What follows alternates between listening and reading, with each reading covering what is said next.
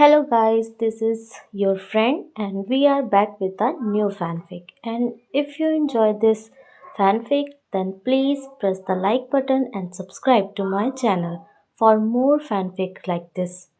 And now let's start the fanfic. Naruto woke to someone shaking his shoulder, looking up to see Tayuya standing over him in a purple kimono top and her usual black shorts. Wah, he said sleepily. Tayuya smirked. Come on, you can't sleep here. She looped her arms under his left one and hauled him up.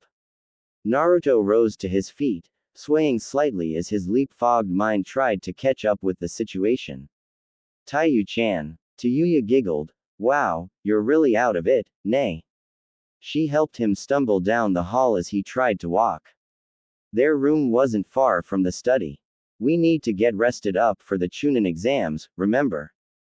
Yeah, he yawned. Ibiki's stupid test. That's right, Tayuya said, sliding the door to their room open. We have to meet Tsunade-san tomorrow to talk about our new teammate. Sleepy. Naruto moaned. Tayuya rolled her eyes, dragging him over to his bed.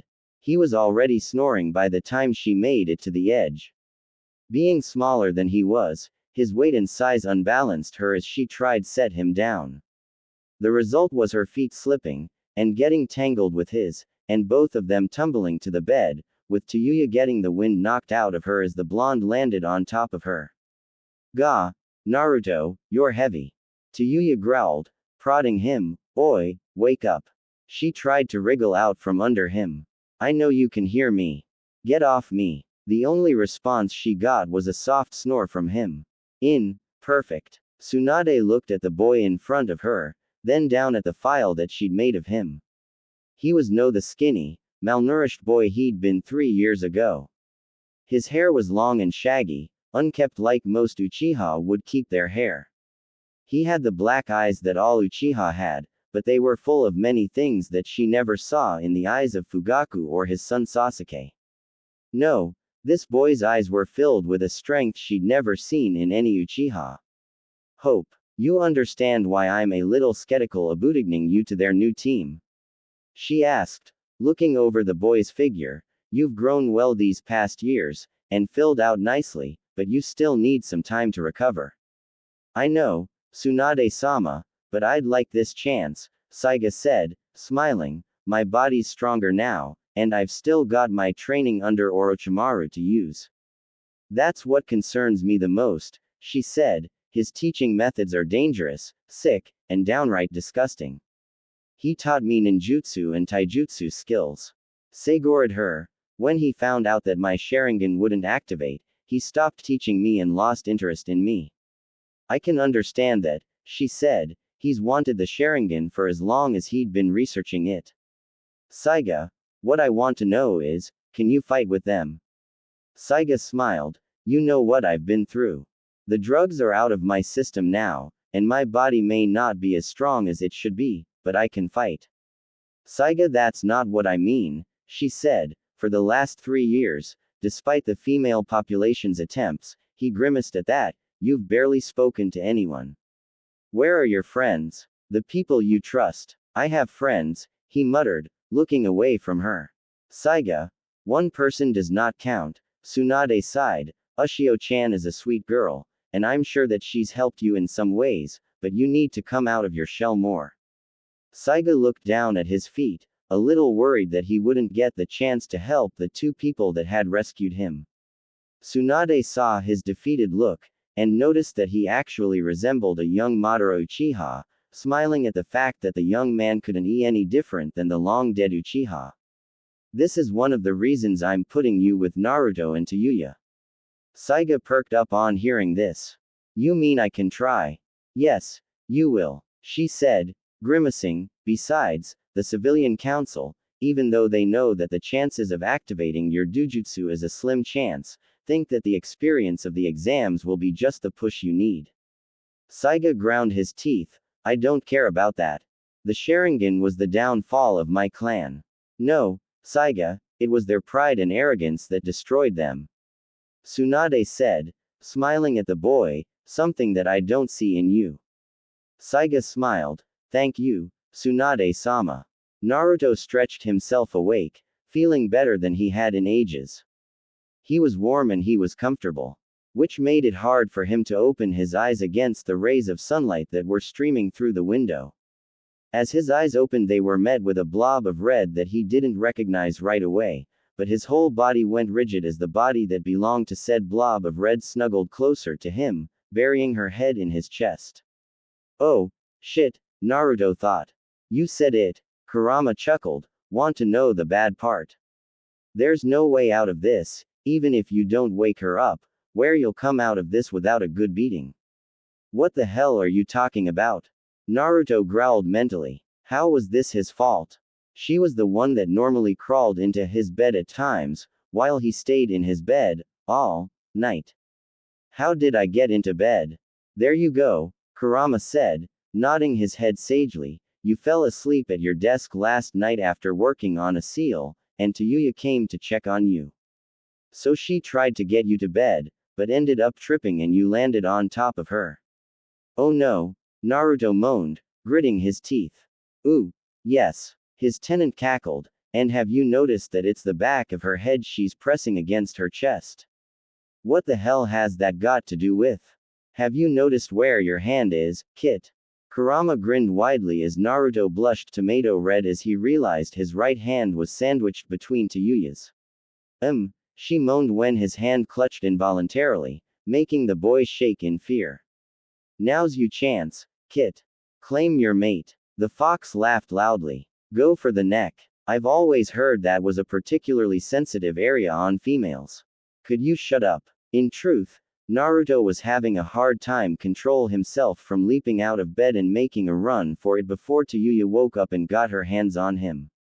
But his inner pervert was enjoying every second of the situation. Suddenly the girl shifted and rolled over to face him. Naruto took the chance to slide out of her grasp and out of bed. She moaned at the loss of warmth and reached for him, but he kept himself just out of her reach. Well, Kurama huffed, that was a total waste of a perfect opportunity. You do realize that she's like a sister to me, right? Naruto snapped as he slipped out of the room and down the hall to make breakfast. He felt Kurama sigh inside his seal. Kid, you've got so much to learn. Tayuya's nose twitched when she smelled something that made her mouth water. She opened her eyes, blinking away the blurriness in them and sat up, letting the light blanket fall off of her. She looked over to the side, looking for Naruto and saw her own bed. She blinked a couple of times, then her face turned beet red as she remembered what had happened. Oh, Kami, he saw me, when he woke up. Tayuya stammered, clutching at her face in embarrassment. Shit. She knew that he was never going to let her live this down. Tayuya-chan. Naruto called from the door. Eep. Tayuya brought the blanket up to her chin. Naruto stood there looking a little embarrassed himself, scratching the back of his head and looking away from her. Breakfast is ready, he said somberly. I made your favorite, miso soup and grilled fish. Tayuya looked a little surprised. It was a normal breakfast by anyone's standards, but he only made for her when he was trying to butter her up or apologize. Thanks. She slid out of bed, not looking up. About last night. I'm sorry. She looked up. What? Naruto blushed a little. Kurama told me what you tried to do, and what happened because I wouldn't wake up. I'm sorry for that. Well, I was the one that tried to put you to bed, she said, trying not to stutter. Besides, you were working hard on something, right? Yeah, he smirked. Come on, we should eat before it gets cold. Great. She smiled. I had really up dream, though. About what? Naruto asked as they walked back down the hall. Tayuya shivered. Someone was massaging me. She blushed. It felt so good I thought it was real. The blonde turned pale. About that. Oh. Kurama chuckled. Tsunade was just about to send an Anbu out to retrieve Naruto and Tayuya when she heard a somewhat familiar scream that reminded her of Jiraiya when she'd first caught him peeping on her. A vein popped up on her head. That old pervert must be at the bathhouse again. To anyone whom expected a normal morning in the village, That idea was shattered when a certain blonde shinobi ran screaming from his home with an irate redhead right behind him, aiming a kunai right at his fleeing. I said I was sorry. Naruto yelled as he ran. Not this ing time. Tayuya howled behind him, you ing perv. I'm gonna ing castrate you, and shove your nuts right down your throat. No, wailed Naruto, and the blonde poured on the speed. Get back here, shithead. Tayuya screeched, and hurled her kunai, narrowly missing the fortunate genin. Unfortunately, said kunai sailed past him, and sliced right through a stick of dango just as Anko was coming out of the shop. Anko went blue in the face when she found her favorite treat lying on the ground while she still clutched half of the stick. She saw the offending island embedded in the doorway by her head, then caught sight of the fleeing blonde as he raced past her at speeds that would make an Anbu jealous. Hi, Anko, bye Anko. Naruto gasped as he ran by. Naruto, what the? Anko started angrily until a whirlwind of red and purple shot by her in pursuit of the young genin. Come back here you ing perv. Tayuya yelled. Is going on? Anko finished in a slight daze. Then she heard a snickering from above her, looking up to see a familiar masked Anbu gazing after the pair. You have to admit, Anko-chan, Inu said, things have been kinda dull without him around, nay. Kakashi, Anko said sweetly, making the masked shinobi sweat drop. Why yeah, he asked. You owe me an order of dango. Ah, Kakashi had seen Anko in action when it came to dango. On her own Ryo, she could go for 10 sticks, but when someone else was paying. I have a meeting with Tsunade-sama regarding the Chunin exams. Maybe later. He shushined away. Anko pouted. Coward. 15 minutes of chaos later. So that was you I heard this morning. Tsunade growled under her breath as she took in the state of the two genin and jonin in front of her. Naruto, to his relief, was still a healthy male, despite Tayuya's threat, but she had taken a fair bit frustration out on him. His shinobi vest would need mending in places, and he now sported a puffed up right cheek, as well as a brilliant black eye on the left. Tayuya, of course, was fine, though her clothes were slightly out of place thanks to a little scuffle she'd had with one dog-masked Anbu, who had lost half of his mask, revealing his silver hair and mask that obscured the lower half of his face. The one-eyed Jonin looked more harassed than anything as he too sported a black eye, though his was covered by his Hitai-8. One day, the Hokage spoke, barely one full day back in the village, Naruto, and you've caused no end of trouble. I accept full responsibility. He bowed low at the hips, this mess was entirely my fault. This surprised her a little. Normally the young knucklehead would be rambling on and on how it wasn't his fault. Which made her wonder just what in hell's name had happened. Tayuya looked shocked herself. But I attacked him, she thought guiltily. It was partially my fault as well, Tsunade-san. Tsunade raised an eyebrow at her. Explain. Both of them blushed, and neither one of them said anything. I take it this was a domestic dispute? Kakashi asked, I smiling at them when they nodded. Naruto, we're both happy to have you back in the village, but please keep the lovers' quarrels at home. It wasn't a lovers' quarrel. Both teens shouted. Tsunade and Kakashi both smiled. The two resembled Minato and Kushina so much it was frightening. Anyway, she said, down to business. The written exams start this afternoon, and you still need a third teammate. Yeah, but who? Naruto asked, his black eye now gone thanks to Kurama, though the wily old fox was not about to let him forget the little beating he'd taken, Sakura. Naruto, Kakashi sighed, no one except you is still a genin from the rookie 9. Gay. Naruto blanched, even bushy brow. He passed last year, Tsunade said, laughing as the blonde fell to the floor comically. Then who? Tayuya asked, ignoring her friend's antics. Tsunade smiled, you can come in now. Naruto looked up from where he was weeping and turned to the door. Tayuya turned as well, hoping for a decent partner. But the young man that walked in surprised them both. Morning you two. Saiga smiled. Saiga. Naruto grinned. You're the new team member. Tayuya smirked, arching her eyebrow. Now that hurts, the young Uchiha said, feigning injury. I thought you'd be happy to have me on the team. We are, Naruto said happily. She's just being a what? Tayuya asked, crossing her arms and giving the blonde a look. Nothing. He said, not wanting another black eye, or worse. That's what I thought. She smirked. Hee hee, you two never cease to amuse me. Kurama chuckled, making Naruto groan. Well, Tsunade smiled happily. I already have the documents for the new team written up, so you three need to get over to the academy so you can take the test this afternoon, but it won't hurt to get there early. Agreed, Kakashi said, it'll give you three time to get to know each other better before the second exam. Sure, Kakashi-sensei, Naruto smiled, maybe we can catch up later over a bowl of ramen. Sounds good, said the one-eyed Jonin, looking over the three genin. I'd like to hear about your training trip when you have the time. Why? Tayuya asked. It was mainly Shithead-kun being a moron. Oi, Naruto growled, much to Kakashi's amusement. He'd walked right into it, as always. That was unexpected, Saiga muttered hours later as they walked toward their next destination. Does Anko-san always make an entrance like that? No, the single on the banner was new, Naruto said, but it could have been worse. At least she didn't cut me again. Again. Saiga's eye widened. Yeah, Tayuya shivered. When I first met that crazy bitch, she threw a toothpick at him and sliced his cheek, then she grabbed hold of him so she could lick the blood off. Blech, Saiga shivered, and I thought Kabuto was weird. He is, Naruto and Tayuya chorused.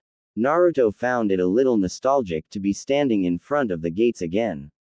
The forest seemed to be thicker than it had been all those years ago, but then it had been 3 years. Tayuya looked a little uneasy. To her, the forest seemed more dangerous than any predator she had come across. Saiga's attention, however, was not on the looming forest. It was on 3 other teams that were giving his blonde companion far too much attention. Naruto, I think we're going to have trouble when we get in there. You mean those 3 Iowa squads? Naruto whispered, catching Tayuya's attention. Saiga nodded. Don't worry about them for now. We'll need to get ahead of them and keep watch in case they decide to take a shot at us. Oi, Shithead-kun, don't even think about it. Tayuya growled, you're not pulling that stunt again. Naruto looked down at her. It may be the only chance we have for you to cast a genjutsu over them, or for any of us to take them down. Saiga was lost. What are you two talking about? Tayuya kept her glare on the blonde. He's planning to use himself as bait. What? Saiga hissed. No way, Naruto, I don't care how strong you are, there are 9 of them. So, Naruto gave a foxy grin, with my cage bushins, I'm a one-man army if I need it. They are Iowa nins. Tayuya scowled, you're at a huge disadvantage. Saiga narrowed his eyes, he's a futon user. Naruto grinned sheepishly, yup, it's my best jutsu besides my bushins. Saiga thought for a moment, I can't handle them if it comes to a fight. During my rehabilitation, Kakashi-sensei helped me learn a few Raiden jutsu. That should help us if they come after you. That's something, Tayuya said, if I can get them with my genjutsu, they're all dead for sure.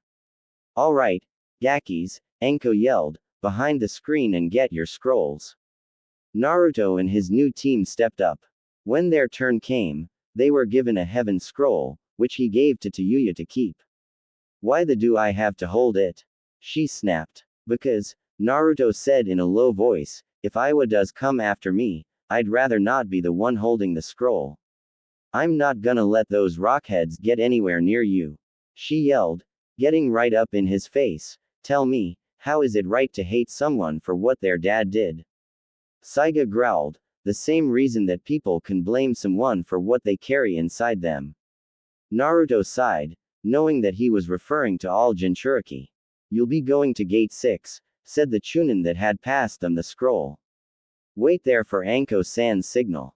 Naruto nodded. Taking the role as the team leader, Naruto led them toward the gate. He noticed that the 3 Iowa teams kept their eyes trained on him, giving him death glares all the while. Naruto did the only thing that came to mind. He smiled and waved at them cheerfully. Each team was a standard set, composing of 2 male and 1 female. The effect he had on the boys in the team was less than desired. All 6 of them growled around their teeth. The girls were a different story as each one of them blushed and refused to look at him. Saiga snickered, "You little devil." He elbowed him in the ribs lightly. "Trying to find yourself a girl to rock your world." Tayuya felt her eye twitch. "No flirting with the enemy." She hissed at them. "I'm not flirting." Saiga smirked. "Naruto is." "I'm not." Naruto snapped, blushing. "Oh, I don't know, Kit." Kurama laughed. "I can smell that one of them definitely had a thing for you." Not helping. They reached their gate and waited. Tayuya listened to the sounds coming from behind the gate nervously. "What can we expect in there?" Naruto looked down at her, giving her a bump with his shoulder. "Anything and everything, Tayuya-chan. There are snakes in there almost as big as summons. And a lot more." Saiga gulped. "Not sure I like the sound of that." A horn blared and the gates opened wide. "Let's go." Naruto shouted, and ran inside the gate with his 2 friends close behind him. "Tayuya-chan, you take middle, Saiga, take the rear guard." "Right." Both said. They took to the trees, leaping from one huge branch to the next. Naruto kept his eyes and ears open as the wind whipped by them. He could already hear screams coming from all around him.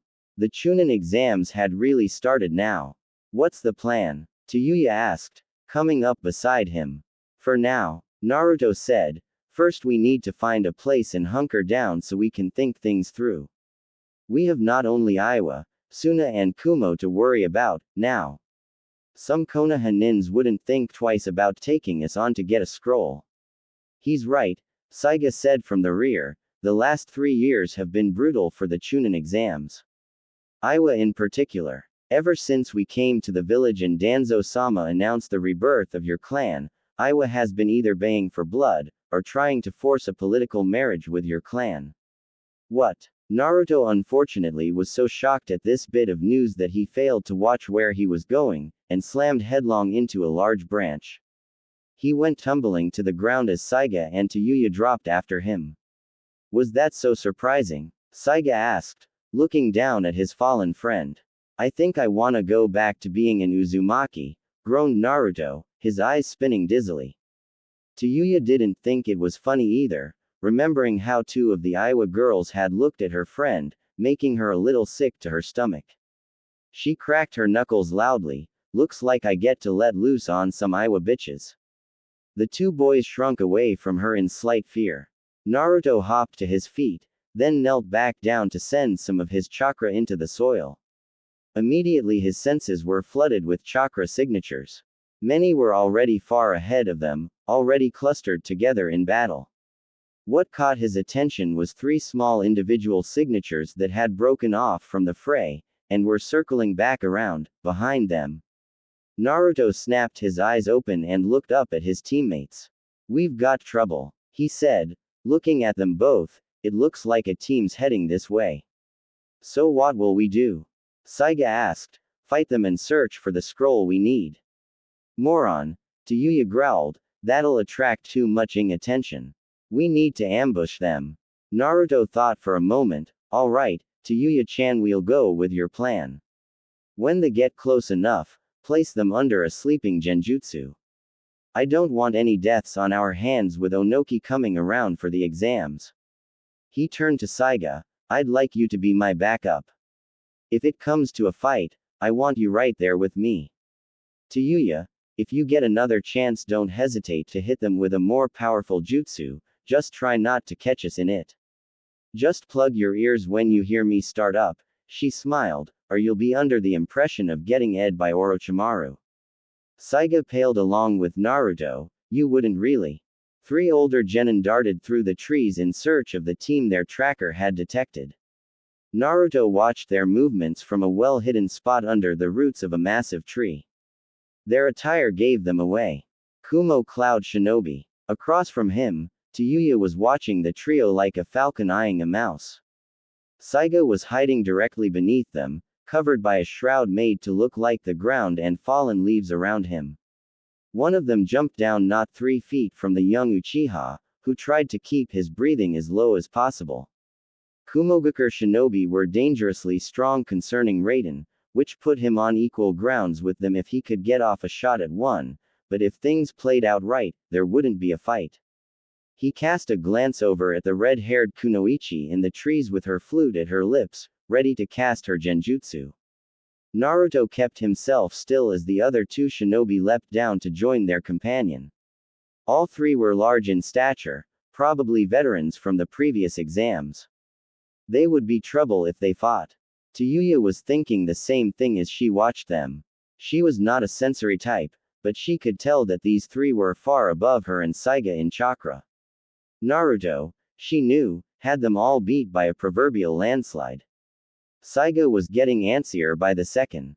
The former most Kumo nin was drawing closer to his hiding spot. Tayuya caught a movement from Naruto, nodding his head toward her. Tayuya grinned, and began to play.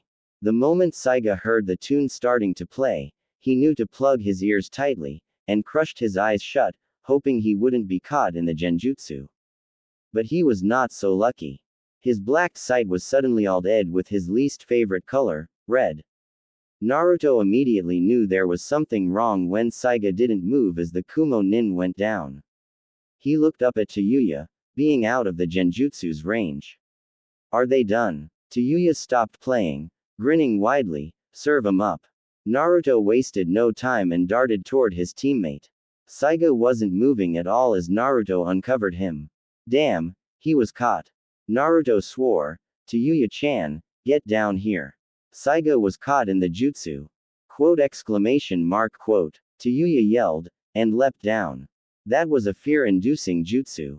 Wake him up. Right, Naruto said, remembering a training session with Jiraiya, and started channeling chakra into his friend. Come on, Saiga, wake up. We haven't got much time. I'll check these out for the scroll, Tayuya said, hurrying over to the prone figures. You know this would be easier if you'd let me them. Not unless it's necessary. Naruto chuckled as Saiga started to come around. Ah, there he is. The boy groaned, clutching at his head. What the hell hit me?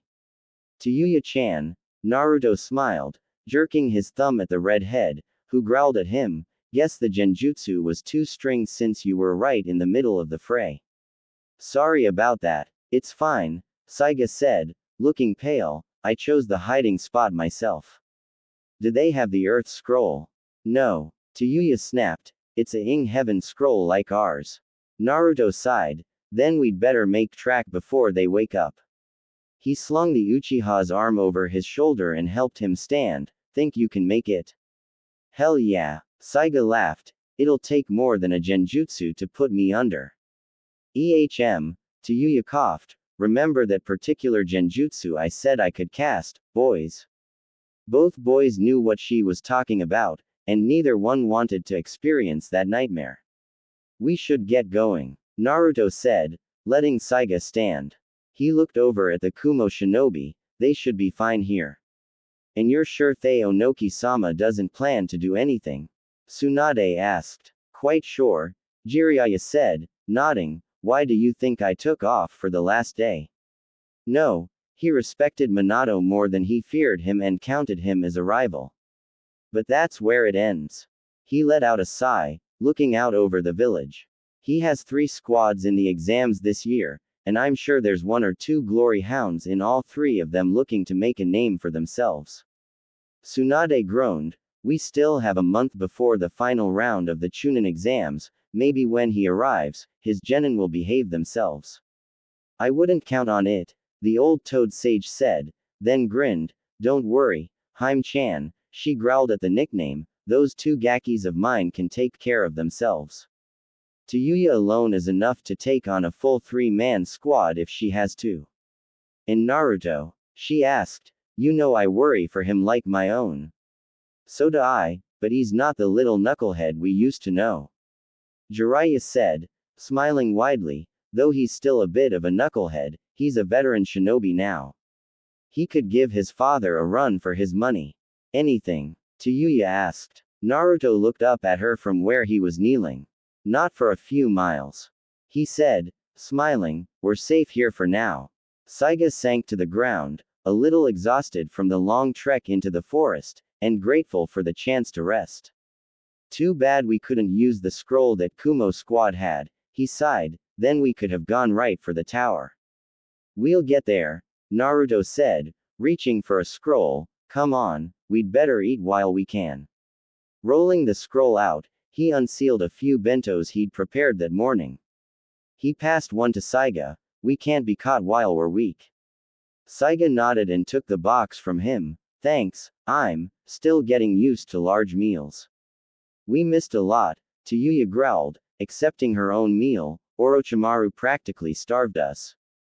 Eat, Naruto said, talking around a mouthful. No need to bring up sour memories.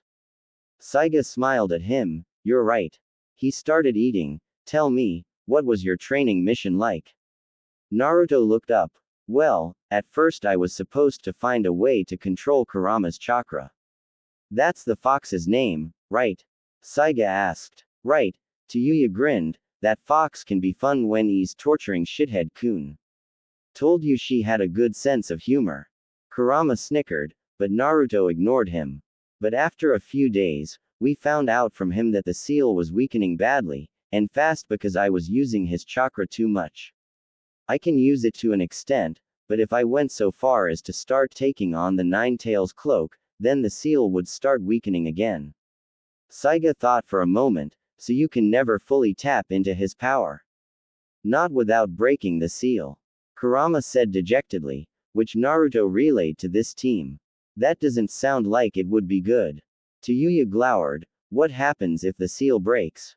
You never told me. Naruto looked at her and sighed. When a biju is set loose or extracted from their host, the host body is almost completely torn apart by the strain on the chakra coils. When the extraction is complete, they die. Saiga finished. Tayuya did not like that at all. She kept her eyes on Naruto, his cerulean eyes growing dark as he thought. How is the seal? It'll hold, he said, so long as I don't use the cloak. He turned and smiled at her. Worried about me, Taiyu-chan. She ground her teeth as tick marks popped up all over. Tayuya-chan I'll take, but Taiyu-chan I won't. She reached over and grabbed his cheek and gave it a harsh twist. It. Saiga threw back his head and laughed at the pair's antics. How are those two not a couple? He thought, it's almost like they're married. Later, when the team bedded down, and Naruto was taking the first watch, the young blonde felt a familiar pull, and found himself in an exact copy of the Forest of Death. Except for one detail. Good to see you again, Kit. Kurama smiled at him. It's been some time since we spoke face to face like this. Naruto, however, started to panic. Wait. I can't be in here right now, I'm on watch. Naruto yelled frantically. The giant fox chuckled. Relax, Kit, even if you're in here with me, I can still keep an eye out for danger. Remember I can sense things that are further off than you can. Naruto sighed. I guess you're right, he said, but don't keep me for too long. I don't want Tayuya-chan yelling at me again. You know you like your little spats. Kurama said, and that's part of the reason I called you in here, Kit. I want to know when you'll tell her about the coming spring. Why should I do that? Naruto asked, scratching his head. I just need to stay locked up for whole day and keep her out of the house, right? How hard could that be? Harder than you think, Kurama said, shaking his massive head. Besides that pink vixen, Tayuya is the only female you're close to. You may lose yourself to the intensity of the chakra spike, and seek her out. What then? I wouldn't do that, Naruto growled. She's important to me. I should hope so, Kit. Remember all the times you nearly got yourself to save her on our travels? I remember the Land of Iron quite well. Those Ronin samurai nearly cut you to pieces when you tried to get her away from them. That wasn't my fault, Naruto grumbled. They ambushed us. And they also paid the price for that little stunt by your wrath. Kurama nodded. But admit it, Kit, when it comes to her, you've put yourself in twice as much danger as you did for Sakura. Can you seriously deny that? Naruto blushed. She's like my family, Kurama, just like Ero Sennin is. What more do you want? In all honesty, I'd like you to be happy for once in your life. Kurama rose to his feet. Look, little one, you've never felt what it's like to have a mate. I can tell you that being with one is like finding the other piece of yourself that you felt was missing. Naruto gave the fox a questioning look. You've felt like that before. The fox nodded sadly. Long ago, before the world knew of my kind, I had a mate of my own. He looked off into the forest. She was a normal fox spirit like any other. But to me she was strong and beautiful. Was, Kurama. Naruto muttered, what happened? Kurama looked down at him. The world happened to us, Kit. Shukaku was the first to be sealed. And the rest of my brothers and sisters. I was the last, but that does not mean I went quietly. A fiery chakra erupted around the fox. When I was first discovered, it was Madara Uchiha that sought me out for the sake of power. What he didn't count on was me not being alone. My mate and I fought him when he tried to drive us apart. Kurama's face took on a sad tone. But like all Biju, I am immortal, and undying. My sweet Sakuya, like normal Kitsune, could die. Naruto thought the great Kyuubi no Kitsune looked ready to cry. Something he never thought possible for such a powerful being. Madara Uchiha cut her down right in front of me. Kurama continued, that's when I first started hating the ninja. Humans. They've taken so much from us all. Our homes, our freedom, and my mate. It was after that he set out to use me against the Harashima Senju, his one-time friend and ally. But even with my power, he lost. And I was sealed away. Naruto remained quiet, not knowing what to say to his large friend. But his curiosity was piqued. Why tell me all this? Kurama sighed, so that you will protect your mate when you finally find her, Naruto. Nothing is worth losing her. The fox smiled sadly, it's time for you to go. Your vixen is starting to wake up. Tayuya's eyes fluttered open, unable to stay asleep for long. The night was just beginning as she saw their little campfire was barely starting to die down. She saw Naruto sitting at the edge of the firelight, looking out into the trees. Shouldn't you wake Saiga? She asked quietly, sitting up. It's fine. Naruto smiled over his shoulder. Kurama gave me a little rest just now. I should be fine. Tayuya blushed. The light from the fire brought out his features, making them more noticeable. Well, I can't sleep. She got to her feet and made her way over to him. I might as well keep you company. She sat down beside him, wrapping her blanket around her shoulders. You don't have to do that, he said, you'll need all you've got for tomorrow. Tayuya scowled at him. And you don't. Naruto chuckled, thinking her scowl made her look kind of cute. Whoa, where did that come from? He thought, blushing. Kurama must have gotten to me with all that, mate, stuff he was talking about. I'm totally fine. Naruto pumped his arms cheerfully, see. Tayuya rolled her eyes smiling up at him. You are such a knucklehead, she said, then leaned against his shoulder, closing her eyes as she did, but you wouldn't be you if you weren't just a bit of an idiot. Naruto laughed, is that supposed to be a compliment or an insult? Take your pick, she snickered. A breeze picked up, bringing a cold draft of air into their camp. Tayuya shivered, drawing the blanket tighter around her. Naruto noticed this and wrapped an arm around her shoulders. Better? He asked. A little, she mumbled, looking down, why the hell are you always so warm? I think it has something to do with the fox, Naruto said, feeling a little uncomfortable at their closeness. I've never gotten really cold until we traveled to the land of snow, or iron. Lucky. She muttered, leaning into him more, but thanks. Don't mention it, he smiled, becoming more comfortable. No, I really mean, shithead-kun, she sighed, you've done a lot for me since I met you. Ha, not all that much, Naruto laughed. Tayuya scoffed. Oh sure, you just saved me life a few times, gave me a village I could call home, and you became my first real friend, too. She looked up at him with her warm brown eyes. Thank you, Naruto-kun. Naruto gulped when he looked down at her, feeling trapped by those eyes. They were full of things he had known all of his life. Pain, longing, sorrow, loneliness. But there was something else there. That something called to him, drawing him closer. Tayuya's breath hitched when he started to lean toward her, and a furious blush spread across her cheeks, but she could not turn away. She reached up and clutched the neckline of his vest to pull herself closer. What the hell's going on? She asked herself. Is he really gonna to kiss me? Kurama, you're not controlling me, are you? Naruto asked, but the fox didn't answer, content to just let the little event unfold.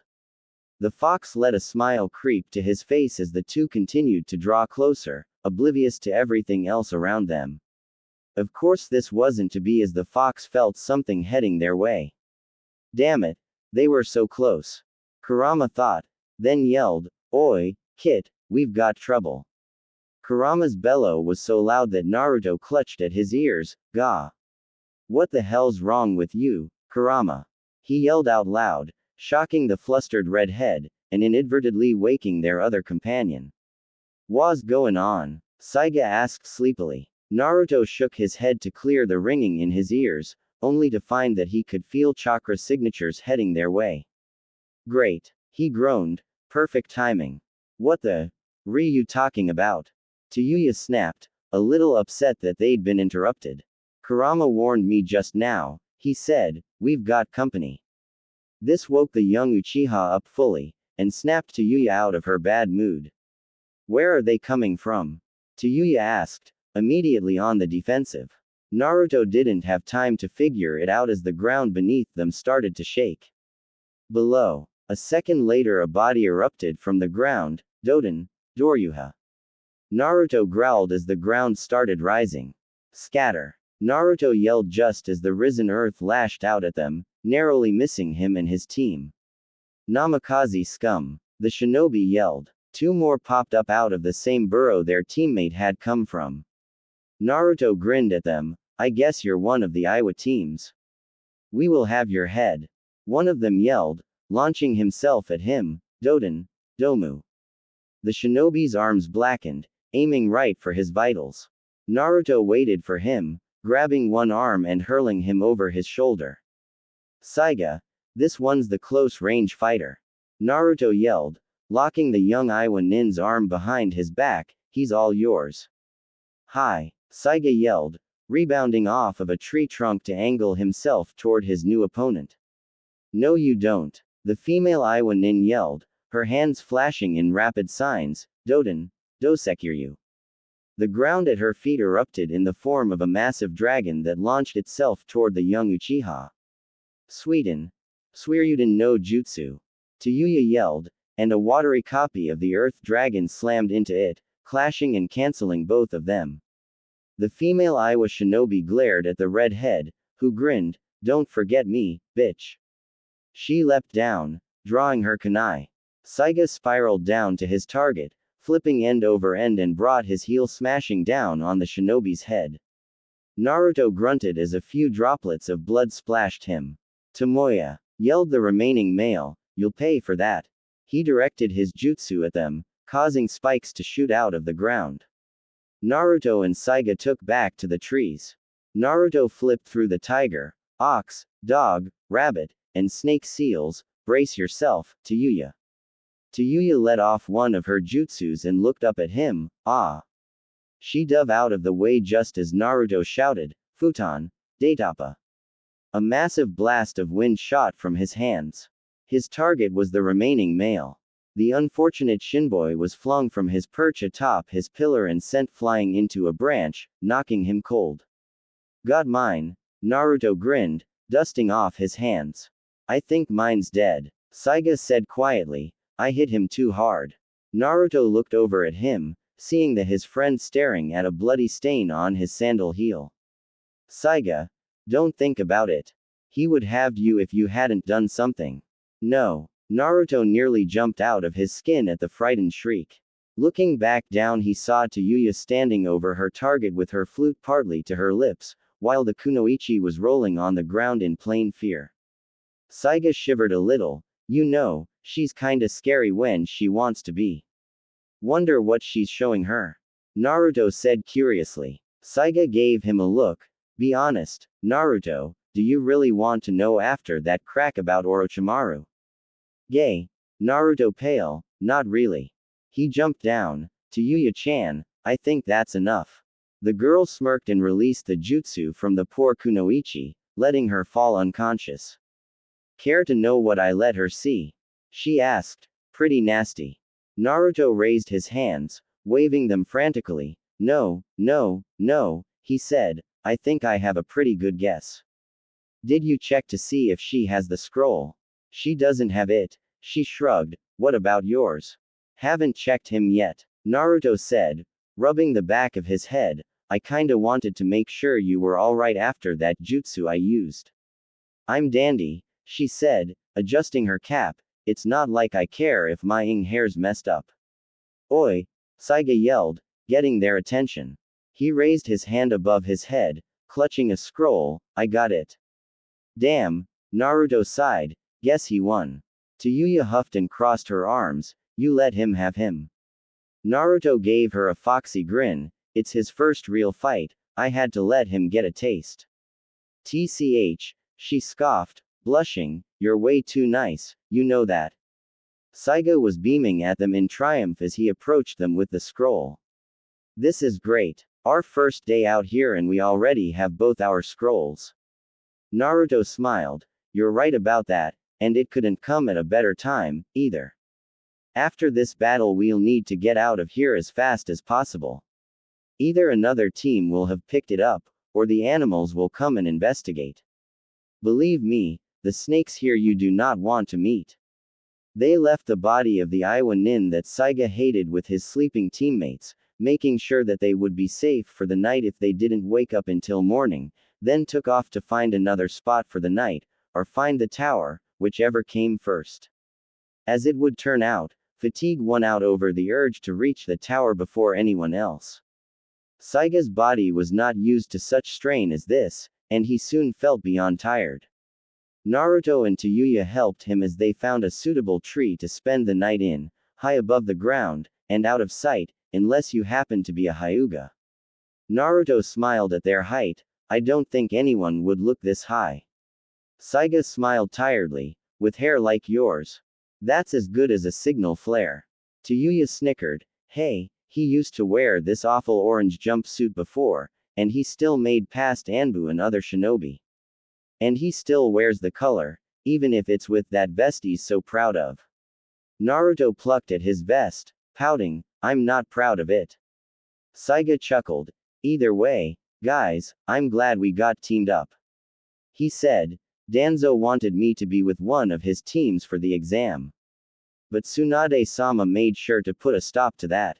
I'm glad, too, Naruto said, giving his good guy pose. You're not a bad fighter.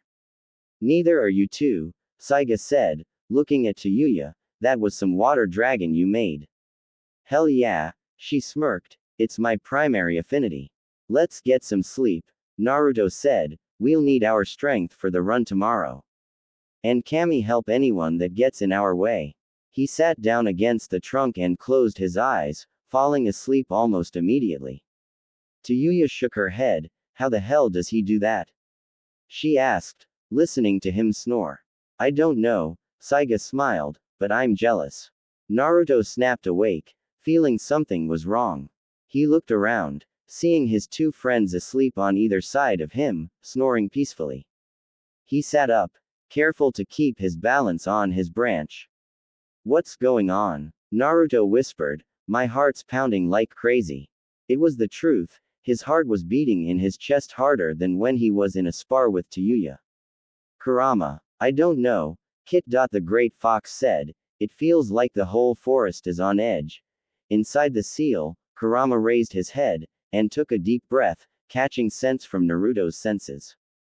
Then the hackles on his back raised. I smell smoke, Kit. Lots of it. You need to wake the others, and I mean now. Shit. Naruto growled, and turned to the others, wake up. To Yuya, he jumped over and started shaking her shoulder, leaping over to Saiga when the girl started to wake. Saiga, come on. We gotta go. What the? To Yuya mumbled, rubbing her eyes sleepily, what's got your whiskers in a twist? GG go. Wei Ushio-chan, Saiga mumbled, rolling over. It's too early. The blonde felt his eye starting to twitch. Wake up. He gave the boy a solid kick in the GAHA. Saiga yelled, jumping up. What the hell was that? That was my foot in your. Naruto growled, now let's get moving, there's a forest fire. What? Tayuya yelled, how the did that happen? Hell if I know. Naruto snapped, checking his scrolls, but I don't want to here when it gets this far. We heading to the tower, then? Saiga asked, finally waking up. No shit, Tayuya said, then leapt down to the lower branches, let's go. As Naruto and his team hit the ground running, the blonde felt something wrong with the whole situation.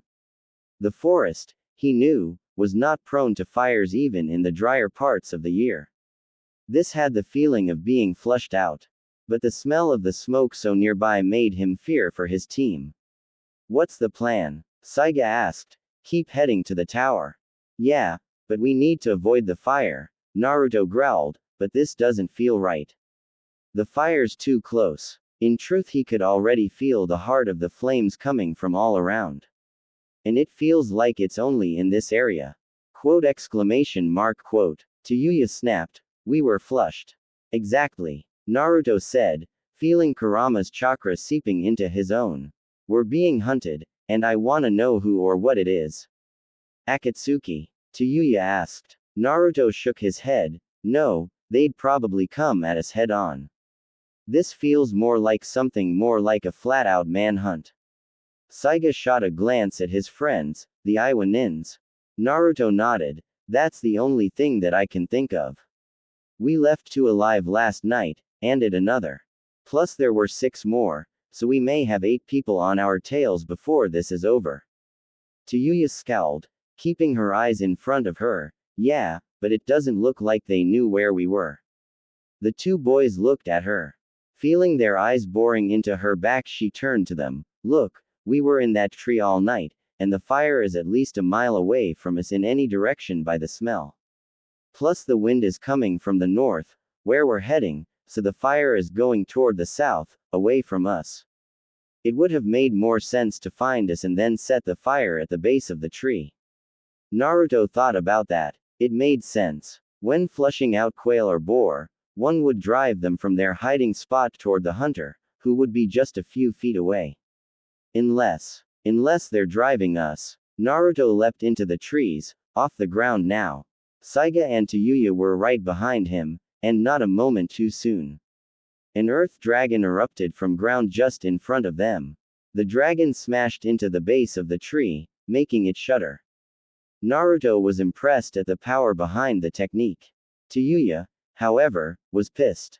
She formed the dragon and tiger seals. I've had enough of these. She yelled, Sushu Gorugan. A huge amount of water formed around her in a giant ball, then snake-like tentacles shot out. Now where are they? Naruto grinned. There's one just underground below the tree.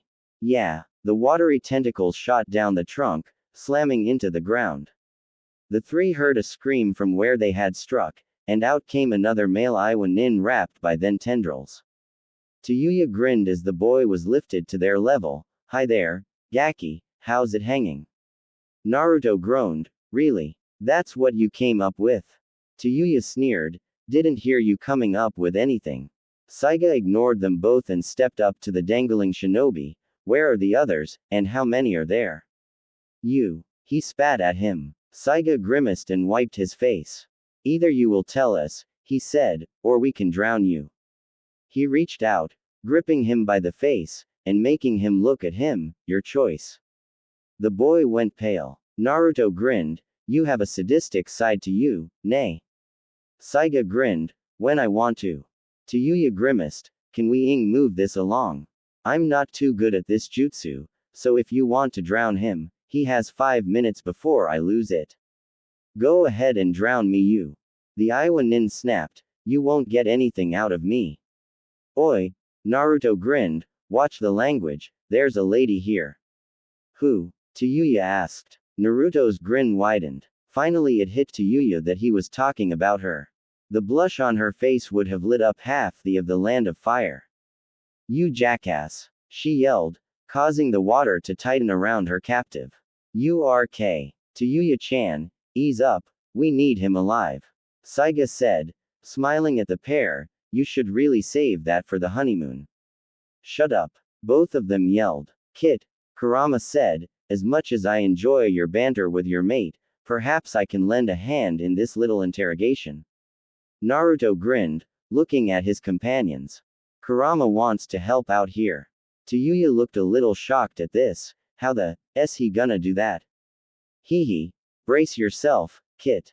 Naruto could feel the smile on the fox's face as a surge of demonic chakra raced through him. Saiga winced and backed away as red mist swirled around him, and his features started turning feral. The partial change had the desired effect on their captive. The young genin's eyes widened with fear as the whisker marks on his face darkened and his teeth elongated into fangs while his nails became claws. Tayuya felt a shiver run down her spine, but it wasn't fear. Damn, girl, focus. She told herself. Naruto walked to the young shinobi's face, looking him square in the eye. Now then, Naruto growled, where are your friends? But there wasn't an answer. The Iowa nin's eyes had rolled back in his head, which lolled down against his chest. Naruto could smell it on his last breath. Poison. 7 figures watched the drama unfold. So our target is a Jinchuriki. One said in interest, and he has control over his beast. Yusuke. This changes things a bit, a female said. A normal shinobi from the Namikaze clan was bad enough, but a Jinchuriki is way out of our league. What makes you say that? Yusuke asked. Konoha doesn't really care for this one, apparently. From what I've picked up, they would be happy if hear word. That's not the point. Another male snapped. This village is known to house the Kyuubi no Kitsune. What chance do we have against that? We can certainly try, said another, eagerly. Think of it, when we go back home, they'll make us heroes foring the last Namikaze.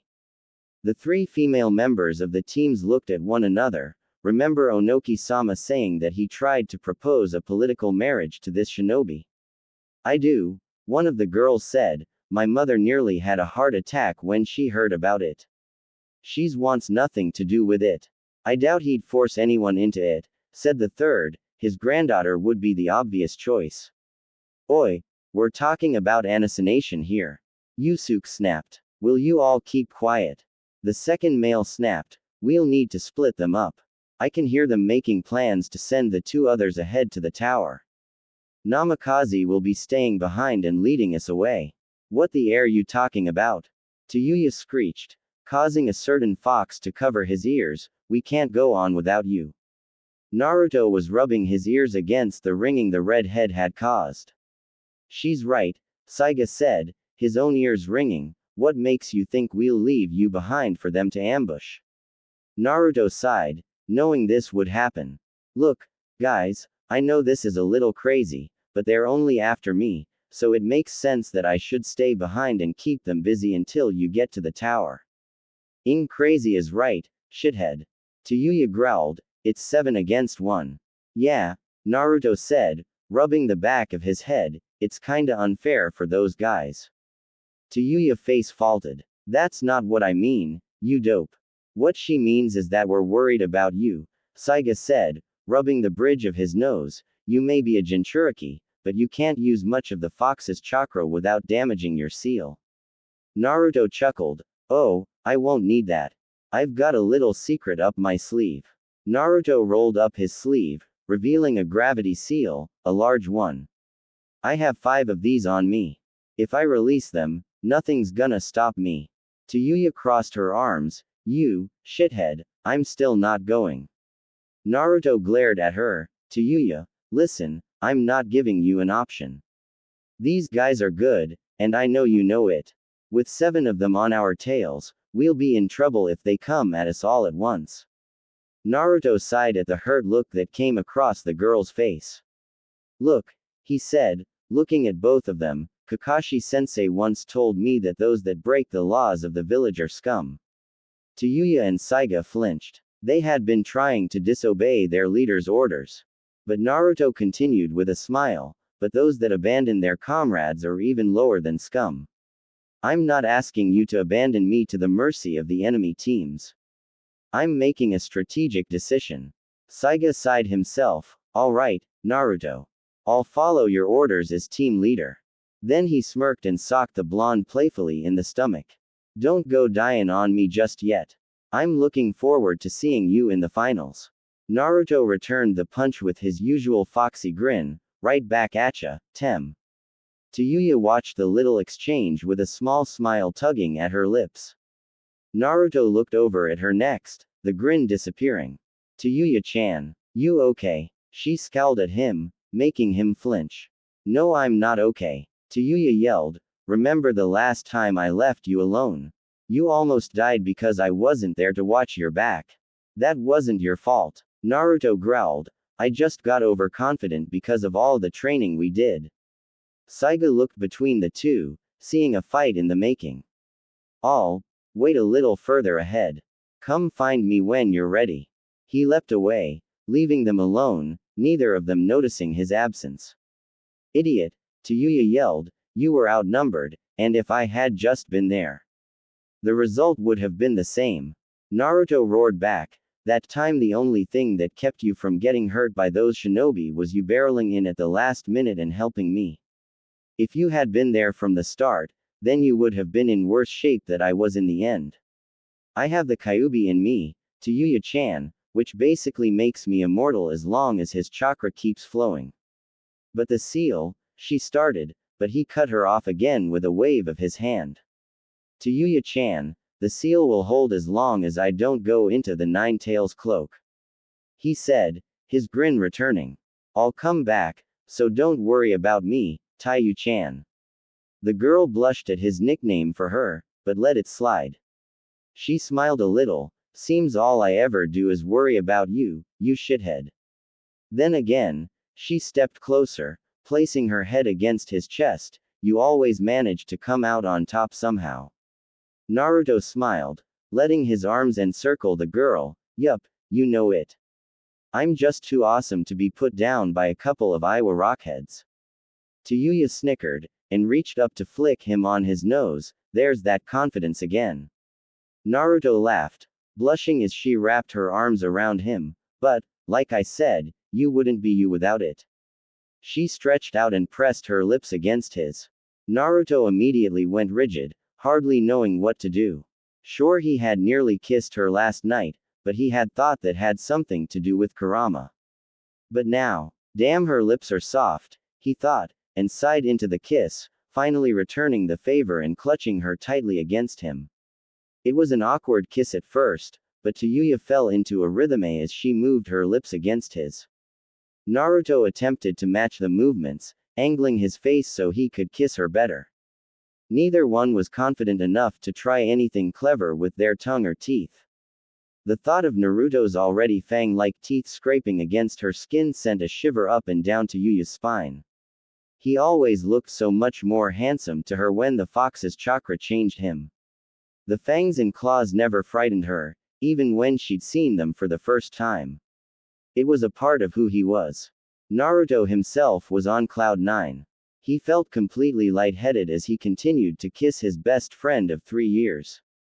Again, the thought that Kurama might be directing his actions crossed his mind, but at the moment he did not care at all. The Biju in question could not help chuckling a little at the boy's accusation, but he was simply happy that his kit had finally seen what had been before him the entire time. A friend, a companion, and a partner. After what seemed like hours, which most likely boiled down to 2 to 3 minutes, the two broke apart, breathing heavily. Both were blushing furiously, but smiling at what had just happened. Where did that come from? Naruto asked, not really caring. Tayuya smirked, if I know, but I liked it. She slipped out of his grasp. Think of it as a good luck charm, but I want it back when you get back. She giggled and leapt away, leaving Naruto looking after her. HMPH, I guess you got your wish, nay, Kurama. Naruto asked, receiving a throaty chuckle from the Biju. Then he turned toward the trees. Alright, you can come out now. A moment later, 3 shinobi dropped to the ground in front of him. Naruto edged his head curiously. Only 3. I thought there were 7 of you left. Hey, there are, said the one in front. We sent the others ahead to deal with your teammates. Naruto grinned. Well, that's just too bad. His eyes turned red and his pools became slits. You should have brought more. Saiga was waiting for her when she finally caught up, wearing a cheeky grin. So, how was it? Tayuya blushed. Ho, how was what? Saiga chuckled and shook his head. Never mind, Tayuya-san. He leapt ahead of her. Come on, we should get going. Right, she grumbled, chasing after him. Oi, don't be so gloomy. Saiga grinned over his shoulder. He'll be fine. He turned around, leaping backwards, making Tayuya roll her eyes. Naruto won't go down without a fight. He'll be back before we even get to the tower. Tayuya grinned at him. Yeah. Then she noticed something coming out of the canopy R of the corner of her eye. Something that made a beeline for Saiga. Look out. Huh. Saiga turned just in time for a body to tackle him out of the trees, sending both of them to the ground. Quote exclamation mark quote. Tayuya growled, shooting off her branch after the falling figures. You're not going anywhere, Red. Tayuya whipped around, catching sight of 3 more figures coming at her. She backflipped down to another branch as 3 kunoichi landed where she had been just a moment earlier. One of them she recognized as the Aiwa kunoichi she had fought the night before. Tayuya grinned up at her. Oh, back for round 2. The girl turned red. That wasn't funny. I'll be having nightmares for the rest of my life. Oh, poor whittle baby, Tayuya sneered, so you brought a couple of friends to pay me back. The 3 of them sneered right back in answer. Tayuya thought about reaching for her flute to cast the genjutsu she used on her last time just to piss her off, but decided against it. She cracked her knuckles instead. Well, come on then. Saiga swore profusely as he and his attack hit the ground. He kicked and rolled away from him, jumping back to his feet, bringing a kunai in front of him from his pouch. I can't believe I was that careless. He spat. What do you want? The Aiwa nin stood up. Revenge for my teammate. It was the shinobi from the previous night. Tomoyo didn't have to die at the hands of a nothing like you. Saiga growled. I'm not a nothing. I may not have their pride or arrogance, but I am an Uchiha. Impossible, the shinobi laughed. They were wiped out ages ago by one of their own. You're nothing compared to them. I am. Saiga roared angrily. Prove it then, he said, sneering. Show me your Sharingan. Saiga flinched, making the enemy shinobi laugh even more. I don't have my family's Kekkei Genkei.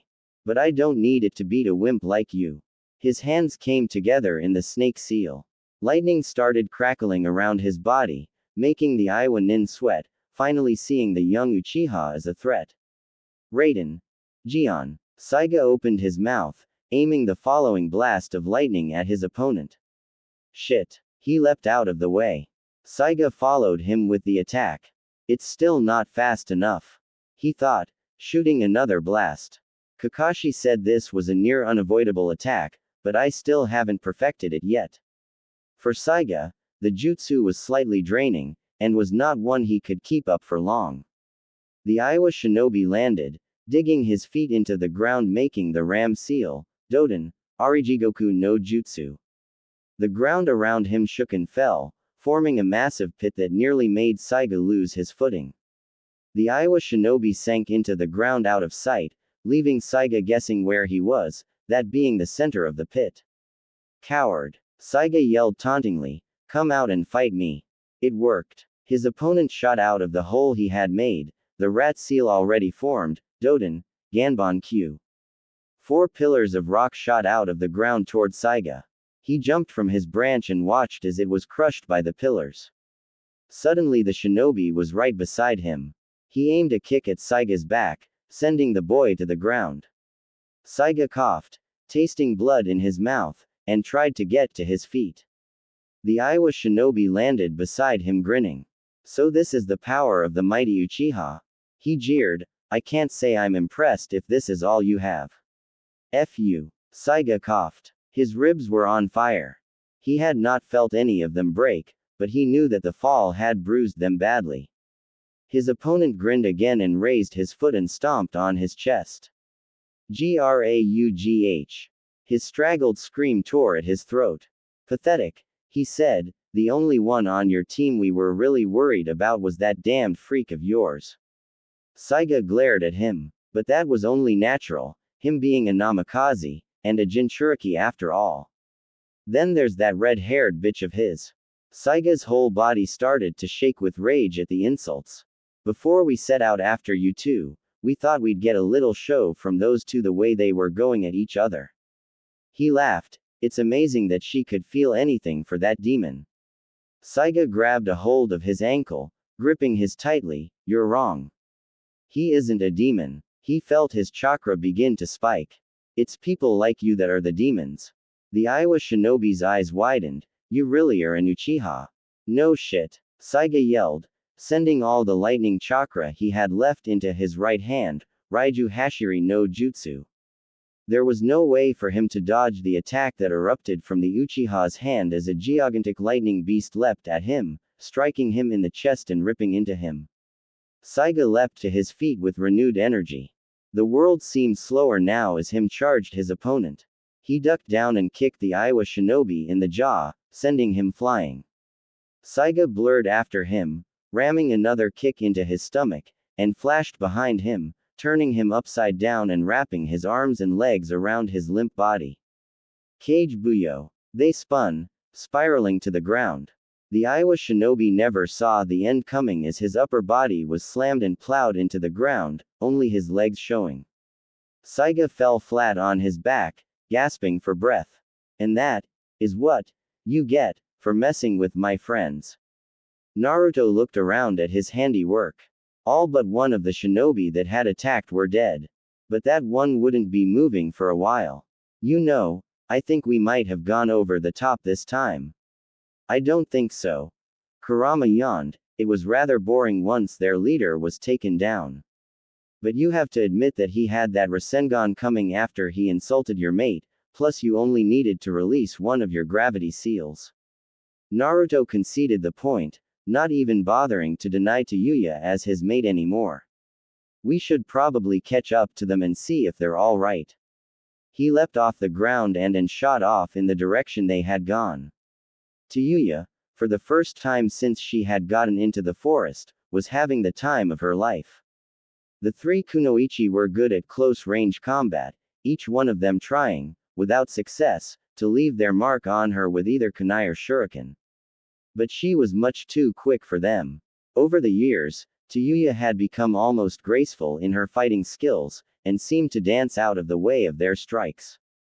To them it was frustrating that the red-haired kunoichi kept avoiding their blades. But they had no other alternatives. She was a long-range fighter. Close range was her weakness, but now they saw that it was not a severe weakness as they had hoped. She was light on her feet and faster than any kunoichi they had ever seen in Iowa. Their earth-style jutsu would never be able to catch her before she had fled from the attack. Come on, Yuya taunted them, can't you catch me? You crazy bitch, yelled her pursuer, and hurled a kunai at her. Yuya snatched it out of the air before it hit her, and sent it right back double quick, hitting the girl square in the chest. The girl screamed and fell to the ground. The other two shuddered, then looked at the redhead nervously. Yuya grinned at them, looks like it's time to stop the games. She brought her hands up and went through ox, horse and ram seals. Sweden. Reku Suigeki. She took a deep breath, and shot out large bolts of ice. The darts sliced through the trees and their branches like they were nothing. One of the kunoichi had the sense to run before the darts could get her, the other, however, wasn't so lucky as a large spike impaled her through the stomach, destroying her spine and pinning the now lifeless body against a tree. Tayuya watched the other one go, and took out her flute grinning maniacally. Oh, hell no, you ain't getting off that easy. Azusa, the one remaining female Iwa Nin, heard the flute being played and went pale as her world blurred. She found herself in a dark corridor with only candles to light the halls. Oh no, not again. She groaned. A hiss came from behind her as the snakes from the last time came out of the shadows. She furiously tried to break the genjutsu before they could reach her, but it was no use. Cuckoo, well look who's back, said a cold voice. No. Tayuya stood over the girl's thrashing body as the genjutsu did its work. Her mouth was already starting to foam with terror. She smirked and decided to cut her a break and released it, then delivered a punch to her head, knocking her out once more. Nothing bad if I do say so myself, she said, dusting her hands off smugly.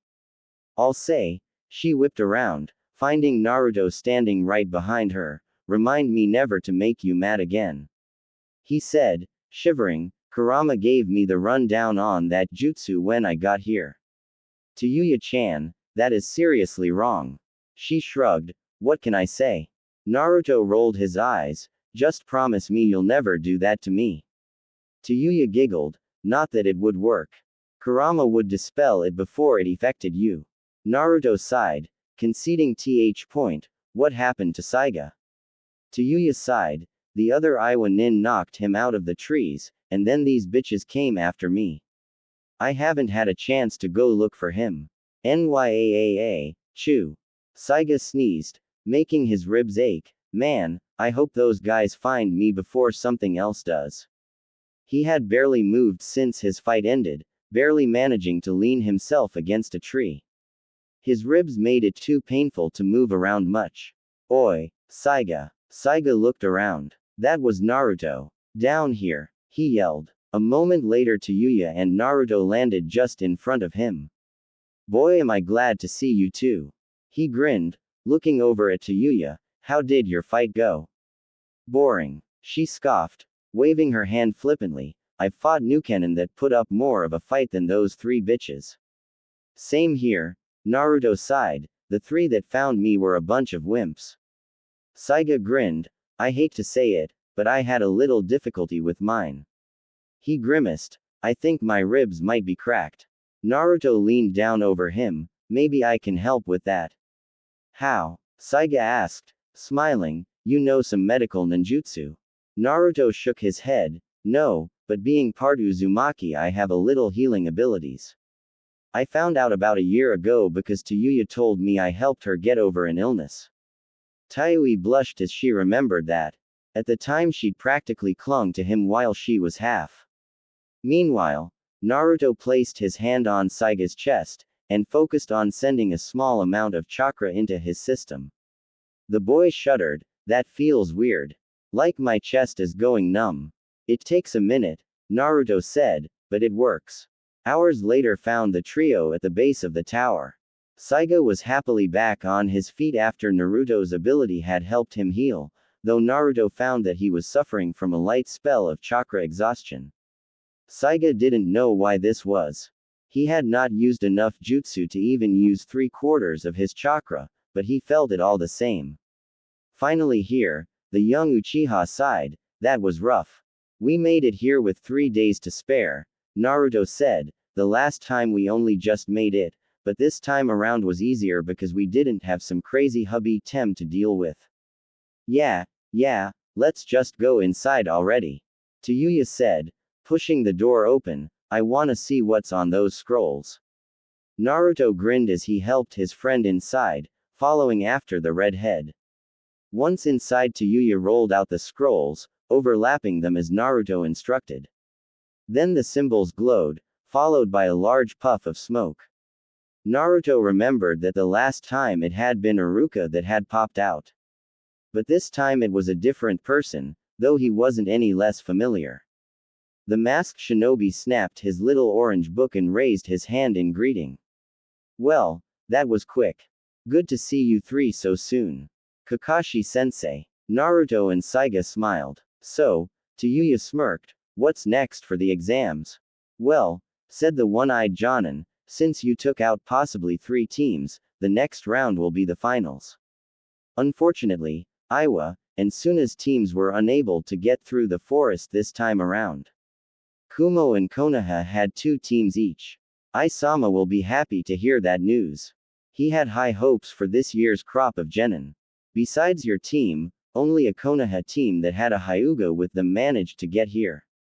Cool, Naruto said. Will it be another month before it starts? Afraid so, Kakashi said, nodding, but this will give you all a chance to rest up and train before you fight again. Will Iwa and Suna's cage still be coming? Saiga asked. They will, he said. Gaara and Onoki want to scope out the competition. Naruto grinned. This great, now we can show our stuff in the finals. Tayuya's heart was pounding like a drum at the moment as she paced the village. She had no idea what had possessed her to kiss Naruto, or what had made her basically tell him that she wanted him to kiss her again, and now she felt like she had screwed something up. Friends don't kiss, right? At least not on the lips, she thought. She sighed in defeat. After Kakashi had told them about the next round, she had scrambled out of there as if her life depended on it. Naruto hadn't questioned her either, which hurt in a small way. She stopped at the dango shop for a snack, making sure Anko wasn't around to cause any trouble. Well, it wasn't Anko in the shop. A young blonde woman in a black kimono and a giant folding fan strapped to her back was sitting at one of the tables facing the door. Both caught sight of the other at the same time. The blonde kunoichi's eyes widened as the redhead grinned nervously. Hi-th there, Tayuya said, raising her hand in greeting. Tamari gulped down her food. Now I know the last time we met I wasn't a good guy. She started backing out of the shop. But I'm part of the village now, so no worries. Tamari reached for her fan. Tayuya blanched. Oh, Fusajin no Jutsu. For once it seemed that Tsunade would be having a peaceful morning as she sat behind her desk, with a moderately small pile of paperwork she could finish in little over an hour if she kept at it. Shizune stepped into the room with a tray of tea. Ohayu, Tsunade-sama. You look like you're in a good mood. I am, as a matter of fact, she said as Harastant poured a cup for her. I've just gotten word that Naruto's team passed the second test easily and all but destroyed the 3 Iowa teams. So I heard, Shizune smiled. He's certainly come a long way in the last 3 years, hasn't he? He has at that, the older blonde smiled. He's more mature in a few ways, but that little blonde knucklehead we all love is still there. Shizune giggled. Do you think that the girl he had with him had anything to do with that? She handed her the cup. They seem very close. Tsunade chuckled as she took the cup and took a long drink. She may, but I have a feeling that some of that maturity is all his own. But you're right in saying that they're close. I wouldn't be surprised if they became a couple soon. Boom. AIE. Shizune squeaked. What was that? Tsunade growled and turned to look out the window. That was the end of my good mood. As Tsunade had feared, the peaceful morning had been shattered, once again involving a certain unfortunate dango shop. Listen to me already. Tayuya yelled. We're on the same team. She yelled and ducked under another gust of wind aimed in her direction. Bullshit. Tamari growled. I left you buried under a forest. Tayuya grimaced. No shit, I was there, remember? Hold still. Tamari yelled. She swung her fan again as Tayuya scrambled out of the way again. No way. She yelled. What's it gonna take to get you to listen? Where's your hitai then? Tamaria yelled, chasing after her. Both girls took to the rooftops, causing the spectators to crane their necks to keep track of the fight. Even the Anbu were torn on whether or not to interfere. It wasn't every day that 2 kunoichi went into a battle royal. Not only that, but everyone had come to know the temper of the red-haired kunoichi as the second coming of the Red Death after her chasing Naruto all over the village. Tamari, a usually sedate young woman, was a different story. No one wanted to get on either of their bad sides. It's on my belt. Tayuya shrieked, pointing to her hips. Tamari paid little attention, but did catch a glimpse of the shiny metal plate. But how easy was it to duplicate one? Believe me now, Tayuya asked hopefully. Tamari hefted her fan. No. She swung it around. Daikamedachi no jutsu. Yuing nut job. Tayuya yelled, and dove off the roof as the slicing winds passed over her, Tamari hot on her heels. Wonder what all the racket's about? Naruto asked, hearing the loud shouts and smaller sounds of things breaking. Saiga ed his head a little, trying to hear it better. Huh, sounds like a fight, he said, shrugging it off. As long as it's friendly, then I don't see any reason to get involved. Naruto grimaced. I don't know, Saiga, shouldn't we at least check it out? After all the craziness that happened last night. Saiga groaned, slumping over comically. No thanks. I'd rather run from the fangirls again. Gay. Naruto went pale, seeing a few familiar girls coming their way. You just had to say that, didn't you? Wah. Saiga looked up just as the girls spotted them. Letting out shrieks of delight, they started toward them. Aw nuts. Saiga jumped up onto the roof of one of the buildings. I'm getting out of here before the kunoichi hear them. Oi. Naruto made a grab for him, missing by inches and fell to the ground. Oh. He heard one of the girls say, Namikaze-sama, are you alright? Naruto groaned as he heard their feet pounding toward him. He looked up and found himself totally surrounded. Oh, yeah, I just slipped. He sprang back up. I'll just be going now. Wait. One of them grabbed a hold of his arm. You could have hurt yourself. We should make sure you're alright. A collective giggle rose up around him, and Naruto began sweating profusely. Did that's really not necessary, ladies? Naruto gulped as the girl holding him pressed against his arm. Soft. No. Bad. Really bad. Kurama. Help. What am I supposed to do? Kurama chuckled. I'm stuck in here. Seeing the look on Naruto's face, the rest of the girls glomped him. Naruto felt a shiver run down his spine. I just remembered. I have to speak to Tsunade Ba-chan. See ya. He leapt straight up, and scrambled across the rooftops. Wait. Namikaze-sama. The girls yelled. Man, never thought I'd miss the days when they called me the demon brat. Naruto grumbled. I admit that this is going to pose a problem with Tayuya. Kurama laughed, his tails twitching. Speaking of which, Kit, where is she? I thought you two were doing quite well for a minute. I have no idea, Naruto thought. I thought something might be happening too. Give it some time, the fox said. She's probably a tad overwhelmed with her own actions. Naruto sighed as he headed for the Hokage's mansion. It was real, wasn't it? He asked the fox, making him raise his head at the boy's thoughts. I mean, she wouldn't do that unless she meant it, would she? Kit, come on, you've known her for 3 damned years. Kurama growled, and it's time for you to admit that you have been attracted to her for that long. How is that going to help me, Kurama? Come on, you live inside me for Kami's sake.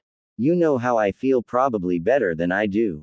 Naruto snapped. The sad fact about that is that it's true. Kurama snapped, then smirked. Still, you should tell her about the next month. You don't want to freak her out, do you? Yeah, but, Kit, you need to tell if you don't want to hurt her. Think of the, oi, Kit, kunoichi, dead ahead. Yikes. Naruto slipped off the roof he'd been jumping to, slipping down to the ground once more as a pack of kunoichi sailed over him. Damn, we missed him. Ah, man, I'm so outta here. Naruto groaned, and ran back down the street, with a stampede right behind him. Tsunade groaned as the minimal paperwork she'd had this morning doubled within the hour. Kami truly hates me, she moaned, placing her head in her arms. Shizune patted her on the back. Tsunade-sama, perhaps a cup of tea or something to eat to calm your nerves. Sake. Tsunade snapped, making the woman sweat drop. After the days gone to hell like this, I want the tallest bottle of sake in my stores. Shizune sighed and moved toward the door to get the requested bottle, when the door itself suddenly burst open and a laughing Jiraiya strolled in. Shizune squeaked and moved out of his way, knowing his joyful moods often lead to either drinking, or both. But she noticed the man was sober, and simply laughing. Tsunade Haim. Jiraiya laughed. Have you seen what's going on in the village? A vein throbbed on Tsunade's head. Does it look like I have time to find out what's going on down there? She waved her hand at the still growing pile of paperwork. Unless it has something to do with all this, then I don't give a flying thunder god. Jiraiya grinned and produced a spy glass from his robes. Oh, but it does, Haim-chan. He tossed the glass to her. Have a look. Tsunade caught it with a huff, and turned toward the window. What am I looking for? Jiraiya chuckled. Just look for our two favorite love birds. Tsunade quirked an eyebrow at him, but held the glass to her eye and peered down into the village. At first she saw nothing, but then some sort of commotion caught her attention. A red blur passed over on of the rooftops with what looked like a gust of a wind-style jutsu following her, quickly followed by a blonde and black blur. The Godime quickly took the spy glass from her eye and rubbed it to make sure she wasn't seeing things. Was that Yuya? Most likely. Jiraiya chuckled, pointing to another section of town. Have a look over there. She did as he instructed, catching sight of two billowing dust clouds, and two frazzled genin in front of a pack of women. Oh, for the love of, who's chasing Yuya? Tamari, I believe, Jiraiya smirked. From what I heard, they crossed paths at the Dango shop, which is now in dire needs of repair, and she's been chasing her since then, trying to apprehend her. Apparently she still doesn't know she's part of the village. This is ridiculous, Tsunade said, a small chuckle leaking into her voice. And what about the boys? Jiraiya smirked. The village girls and off-duty kunoichi caught sight of their prey and decided to hunt them down. Shizune stepped up to the window. Should we do something to stop this? Like what? Jiraiya asked, taking out a notepad and grinning perversely. I'm getting tons of research material out of this. It'll be my finest work, a divine comedy that is called love. Tsunade snickered at him for once. At least this is keeping you out the onsens. Jiraiya chuckled. Who needs him with these gakis around? Then looked back down into the village using a second spy glass. Oh, boy. Is that Anko? Once again, Anko Matarashi was blue in the face with rage at the sight of her favorite cafe's state. Temari's jutsu had completely collapsed to the entrance, and taken off a large portion of the roof. My dango, she whined, tears streaming down her face, then brought out a kunai out of her coat. Someone's gonna pay. Gang way bitches. Anko turned around just as a familiar red head zoomed past her, spinning the Tokubetsu Jonin around in a whirl that left her feeling nauseous.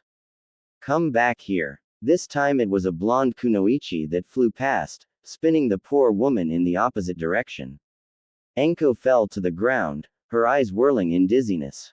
Back at the Hokage's mansion, two sanin, and one medical nin were laughing theirs off at the poor woman's luck as they gazed down at the chaos the two girls left in their wake. Oh, I'll have to treat Anko to a month of free dango after that little stunt.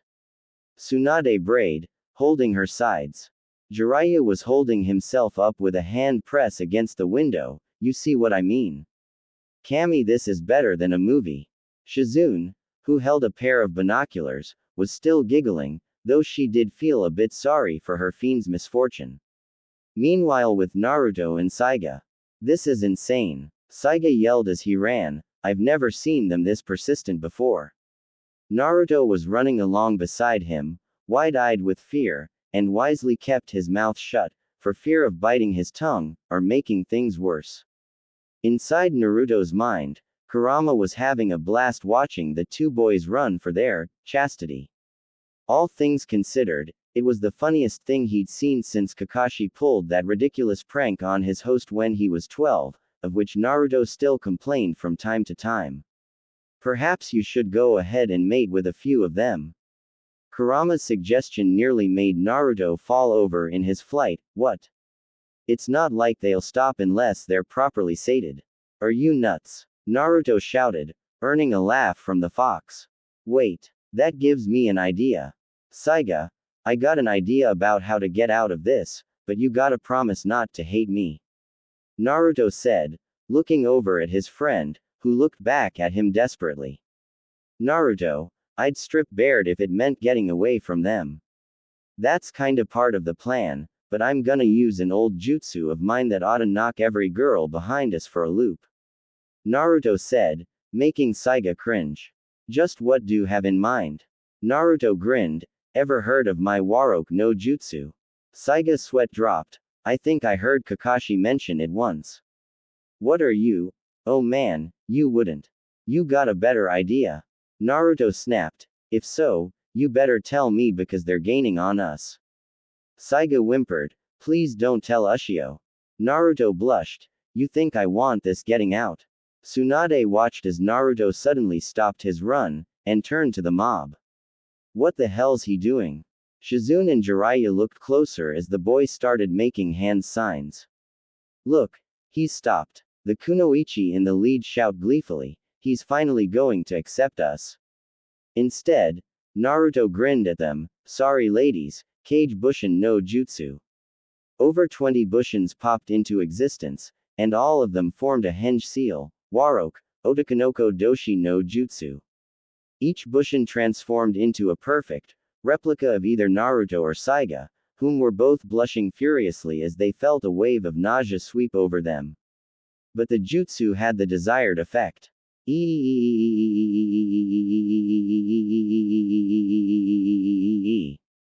Yowza! Tsunade yelped. Gaki, how could you?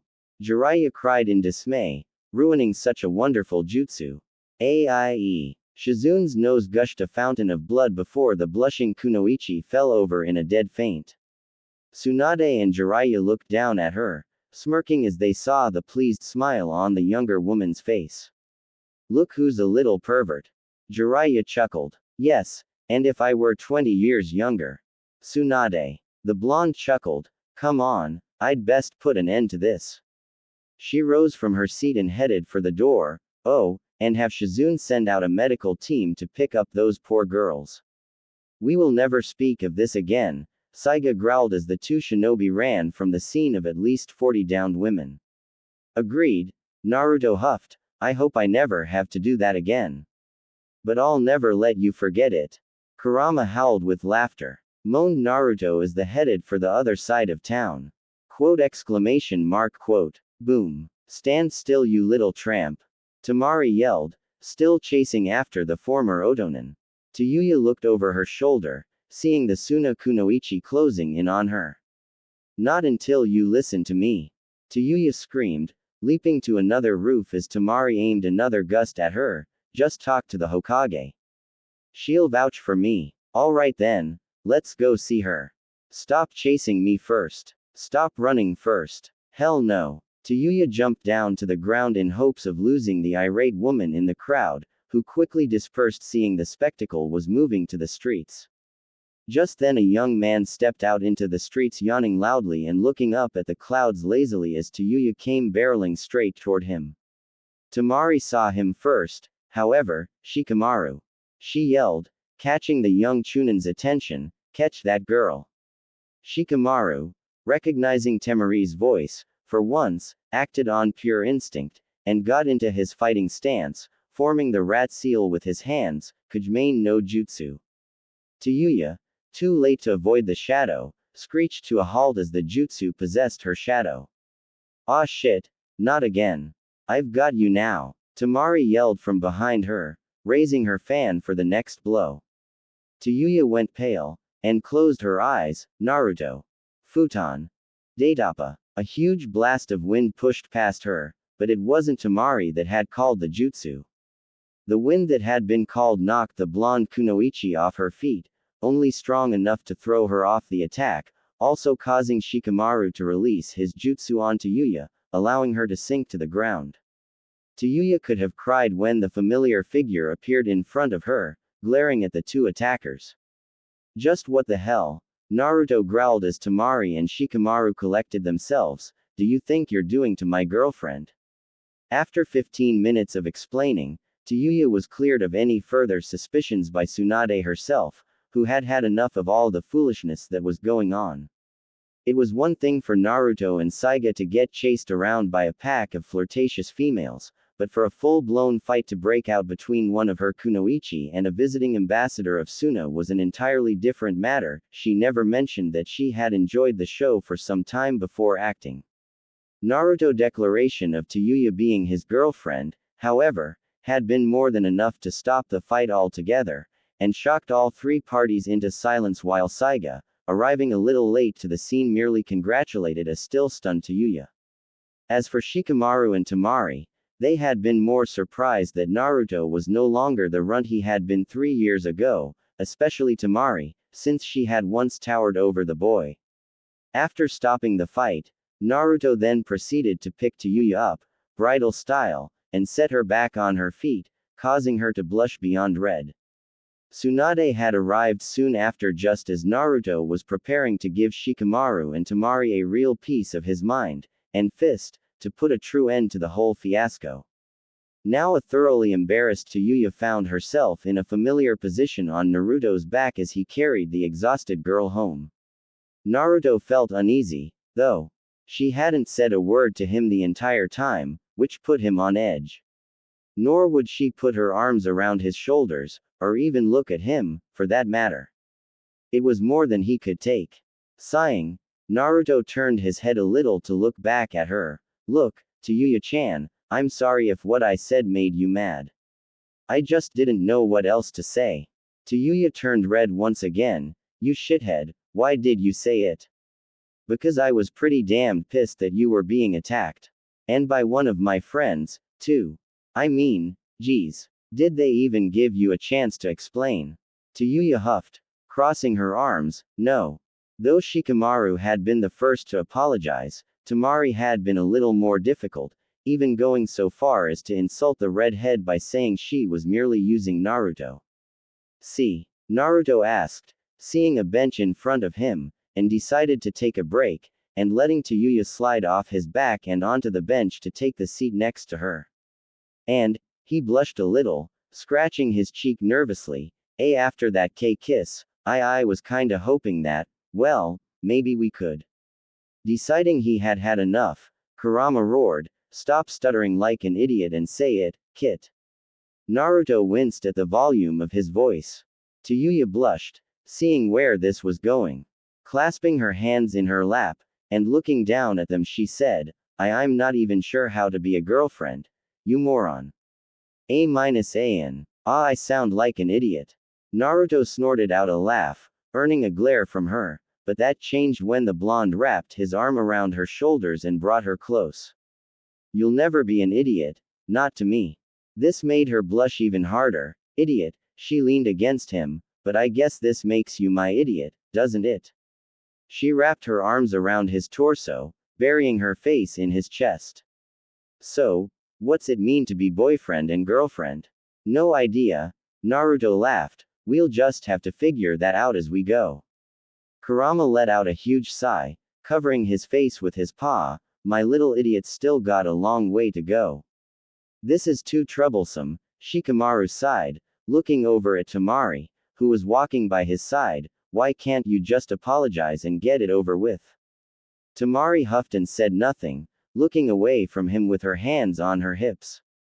He sighed again. Not only is Naruto pissed at both of us, but now Tsunade is making me the proctor for the final rounds of the Chunin exams as a punishment for my part. I wouldn't be surprised if she found a way to punish you as well. Tamari turned and grabbing him by his vest, bringing him face down to hers. What the hell am I supposed to do? The last time we saw that woman, she was working with Orochimaru, and she nearly you. She yelled, angrily, I owe Naruto a lot, Shikamaru, including the life of my little brother. And what if she really is using him? She might try to hurt him. Shikamaru smiled crookedly at her. Despite her angry look, you need to have a little faith in him. And Jiraiya-sama for that matter. He pointed out, deflating the girl's wrath. Shikamaru saw a small victory in sight, and wrapped the girl in his arms. You gotta realize that he spent 3 full years with her, and nothing happened. I even heard through the grapevine that he and that girl fought a demon to free the remaining Uzumaki and Saiga Uchiha from one of Orochimaru's compounds. Plus they've taken down some high-ranking Nukenans together. Tamari looked up at him. Your point? You don't go through stuff like that and not come out of it changed. Shikamaru smiled, and Naruto can change anyone, given enough time. You know that better than anyone. Well, Gaara does. Tamari sighed in defeat. All right, I apologize properly when we see them again. Happy. The young Nara smiled. Not quite. Wa mph. He leaned down and kissed her, silencing any more protests she might have had. When he pulled back, Tamari was blushing lightly with a slightly dazed look on her face. Shikamaru grinned, a fair imitation of Naruto's trademark foxy grin. I'm happy, now, though. Tamari snapped out of her daze, and glared up at him with a small pout. You're so buying me dinner tonight. Shikamaru grinned. That's not so troublesome.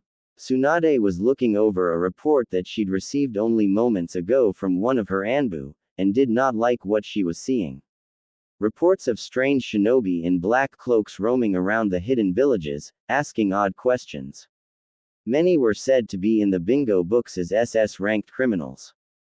Jiraiya stood behind her against the window he normally used to come and go. See, I told you they'd be on the move soon. Tsunade shot him a hardened look. You don't need to remind me. Itachi and Kisame have already attacked us in search of a Jinchuriki and nearly found him if it wasn't for Kakashi and Guy. She sighed and laid the reports down to rub her temples. Please, Jiraiya, tell me that he's strong enough to handle them. Jiraiya smiled and pushed off the wall to place a gentle hand on his old teammate's shoulder. You don't have to worry so much, Haim-chan. He's his father's son in every way possible, with just the right amount of his mother in him to put an edge on the kunai. You're not just saying that, she asked, looking up at him, right? Jiraiya smirked. I'd never lie about my godson's abilities. He'll make us both proud. He then headed for the door. I need to head out and check out my spy network. If the Akatsuki even twitch an eyelash, then I wanna know about it. Tsunade smiled at him. You better come back, you old pervert. He turned and blew her a kiss. Don't I always?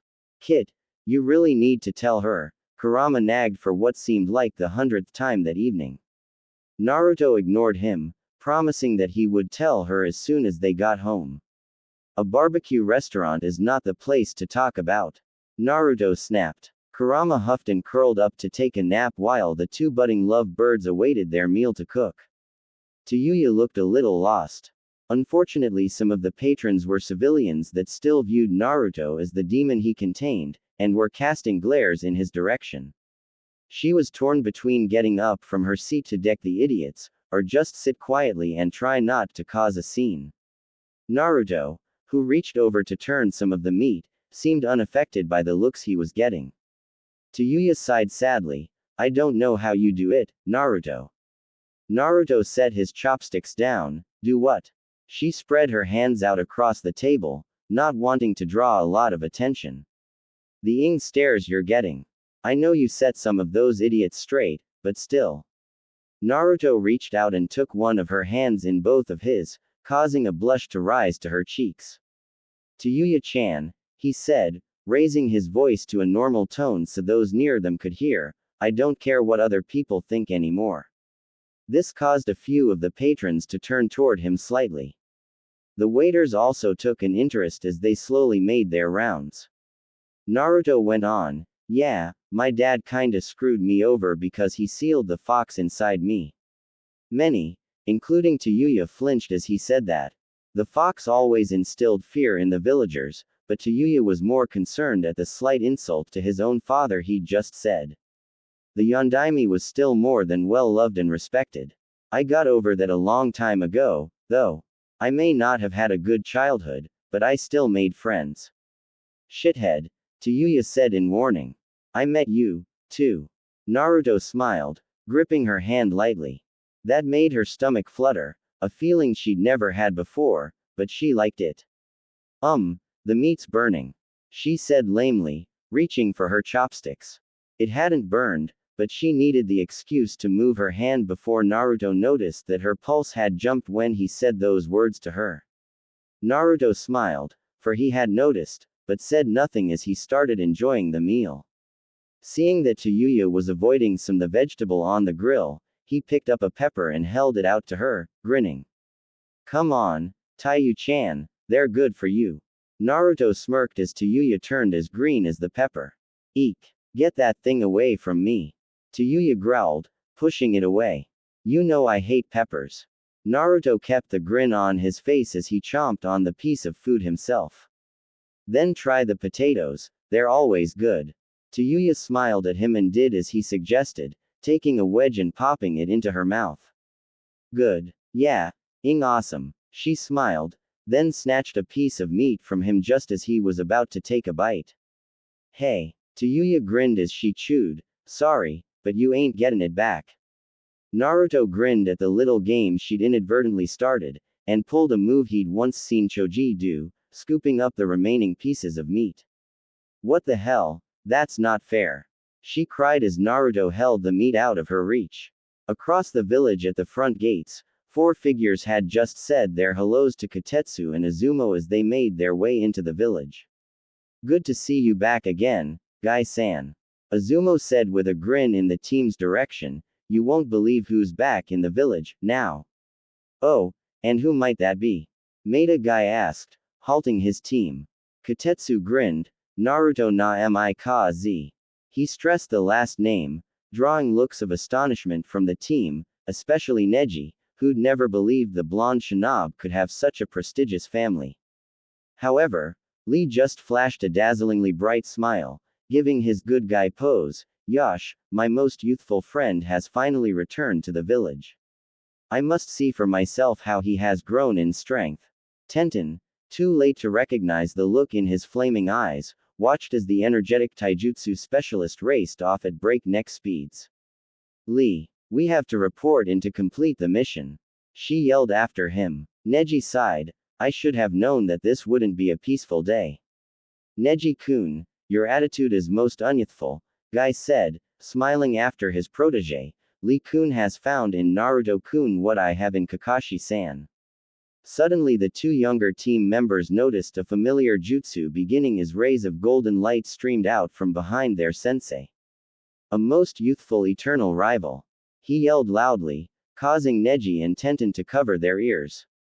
A giggling pair made their way out of the barbecue house, arm in arm, both covered in small drops of sauce, but happy nonetheless. Despite her doubts, Tayuya had had fun. The food, what they hadn't dropped in their little tug of war, had been good, and some of the people had started smiling at their antics, forgetting that Naruto was who he was and viewed them as a simple couple on a small date. A date, Tayuya thought, this is what people call a date, isn't it? The thought gave her another one of those fluttering feelings that seemed to be happening a lot lately, making her blush as she leaned against Naruto's arm. Is there some place you'd like to go? Naruto asked. It's still a little early to be heading home. Tayuya smiled up at him, you know I don't know my way around the village yet. You lead, shithead, I'll follow. Naruto grinned, we could always. Incoming. Kurama roared, staggering his host, which earned a yelp from Tayuya when Naruto grasped his ears. Warn me before you roar like that, Kurama. He said aloud. What the is going on, now? Tayuya asked in annoyance. Naruto looked up and saw a billowing cloud of dust heading their way. Naruto groaned, oh, no, not again. He slumped over. Tayuya scowled. If it's those crazy bitches again, I'll play my best tune for them. She growled, reaching for her flute. Naruto was half tempted to let her cast one of her genjutsus over the female mob, but Naruto knew that would have dire consequences for both of them if she did. Suddenly, the dust cloud settled as something, or someone, shot off the ground and into the air. Naruto craned his neck to get a look at whoever it was, noticing lots of green. Oh boy, Naruto sighed. What the hell is it? Tayuya asked. Wait for it, he sighed again. For what? She asked. 3, 2, dynamic entry. Boom. Another dust cloud soon rose as the figure made a shattering landing. Tayuya and Naruto coughed, waving the dust away from themselves as it began to clear. Damn it, Lee, Naruto coughed, can't you say hello like everyone else? But how will I show my youthfulness in such a way? Rock Lee asked loudly. Tayuya rubbed her eyes, finally catching sight of Theralant. Shiny black hair in a bowl-style cut, thick, bushy eyebrows, black eyes, and a smile that could possibly blind the sun. Naruto-kun, my most youthful friend, it is good to see finally back in the village again. When will you allow me a most youthful battle? Naruto grimaced. Give me a break, Lee. I just got done with the second half of the Chunin exams, and I'm on a date with my girlfriend for Kami's sake. Lee, seeming to only just notice Tayuya, blinked in surprise. Oh, 1,000 apologies, fair lady, he bowed low at the waist. Tayuya, not used to such mannerisms, hardly knew how to handle it. She looked to Naruto, who motioned for her to smile and brush it off, then made a pleading gesture, asking her to be gentle. That's fine, I guess. Lee, Tayuya said hesitantly. Lee shot back up, giving her a smile which startled her. Ah, I see you have heard of me. Yes, I am the village's handsome devil, Rock Lee is my name. Who, may I ask, are you? Tayuya, she stuttered, becoming nervous around the energetic Chunin. She glanced at Naruto, giving him a, get me outta here, look. Lee. Naruto looked up to see three familiar people coming toward them. One was a white-eyed young man he immediately knew as a Hyuga, and a good friend. Beside him was a girl with her hair tied up in buns with a large sealing scroll strapped to her back, and the other. Another one, Tayuya muttered, looking at Lee and Guy's similarities. But her eyes fell on the young Hyuga. Oh, no, not again. She quickly hid behind Naruto in case this newcomer decided to attack her as well. Neji, for his part, did recognize the girl hiding behind the blonde, but did nothing to signal an attack on her. His attention was more focused on the said blonde. To him, Naruto was barely recognizable, only with his blonde hair and whiskers as the dead giveaway. Lee, you moron, Tenten yelled, running up and clocking her teammate on the head. You ran off before we could report to Tsunade-sama. 1,000 apologies Tenten-san, Lee said, rubbing the lump she'd given him, I was merely greeting Naruto-san. Tenten blinked, looking at the tall blonde in front of her. Naruto. Is that really you? Naruto scratched the back of his head. Come on, Tenten, I haven't changed that much, have I? A slight blush came over her cheeks, which immediately set Tayuya on edge. But you guys have changed a lot. Naruto went on, especially you, Neji. Me? Neji asked, raising an eyebrow at him. Naruto nodded, smiling, yeah, 3 years ago, you radiated nothing but hate. Guy, Lee, and Tenten all looked at their teammate, who refused to meet their eyes, but now, you seem at peace. Naruto finished. It's good to see you again. Neji smiled at that. It's good to see you as well, Naruto. He looked at Tayuya. Tell me, what's this young woman doing here? Tayuya moved further behind Naruto, still unsure of the Hyuga's intentions. But Naruto smiled, bringing his arm up around her shoulders. She's part of the village now, Neji, and she's part of my new team. Yes, Lee yelled, she is also the kindling that keeps his most youthful flames burning bright.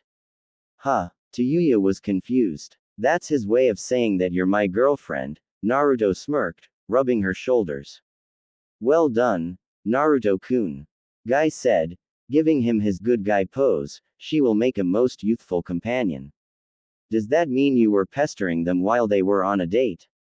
Tenten growled angrily, reaching for her scroll. No, you have it wrong, Tenten-san, I was merely asking Naruto when we might do battle to test our strength. Lee said, not taking notice of Neji and Tenten's deadpan looks as he spoke. Lee, Guy said, clapping the boy on the shoulder, I know you desire to test yourself against your eternal rival, but it is extremely unyouthful to interrupt such youthful lovers in their time together. Yes, I understand, Guy-sensei. For my punishment I shall do 1,000 laps around the village on my hands. That's the spirit, Lee.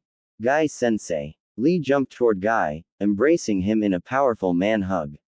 Lee. Guy yelled with tears in his eyes. A sight that was enough to unsettle anyone. Not now, roared Tenten, unsealing a bow staff from her scroll and knocking both sensei and student over their heads. Neji bowed in Naruto and to Yuya's direction. Sorry about that, he said as Tenten proceeded to drag them toward the Hokage mansion. They get a little too excited at times.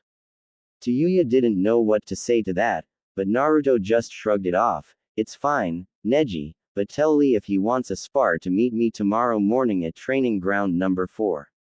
I could use the time to warm up on my taijutsu. I'll do that, and I'm sure he'll be happy to oblige. Neji sighed, more than happy, in fact. What happened to those two? Tsunade asked as Team Guy entered her office. Both Lee and Guy had huge lumps on top of their heads, and being dragged behind Tenten with Neji following close behind them. Tenten gave her an innocent smile. Their flames of youth were getting a little too hot. I put them out. Tsunade raised an eyebrow at this, looking from the young Kunoichi to Neji for an answer. Neji sighed. They were hugging in public and harassing Naruto and his companion. The blonde smiled. That companion wouldn't happen to be a red-haired Kunoichi, would it?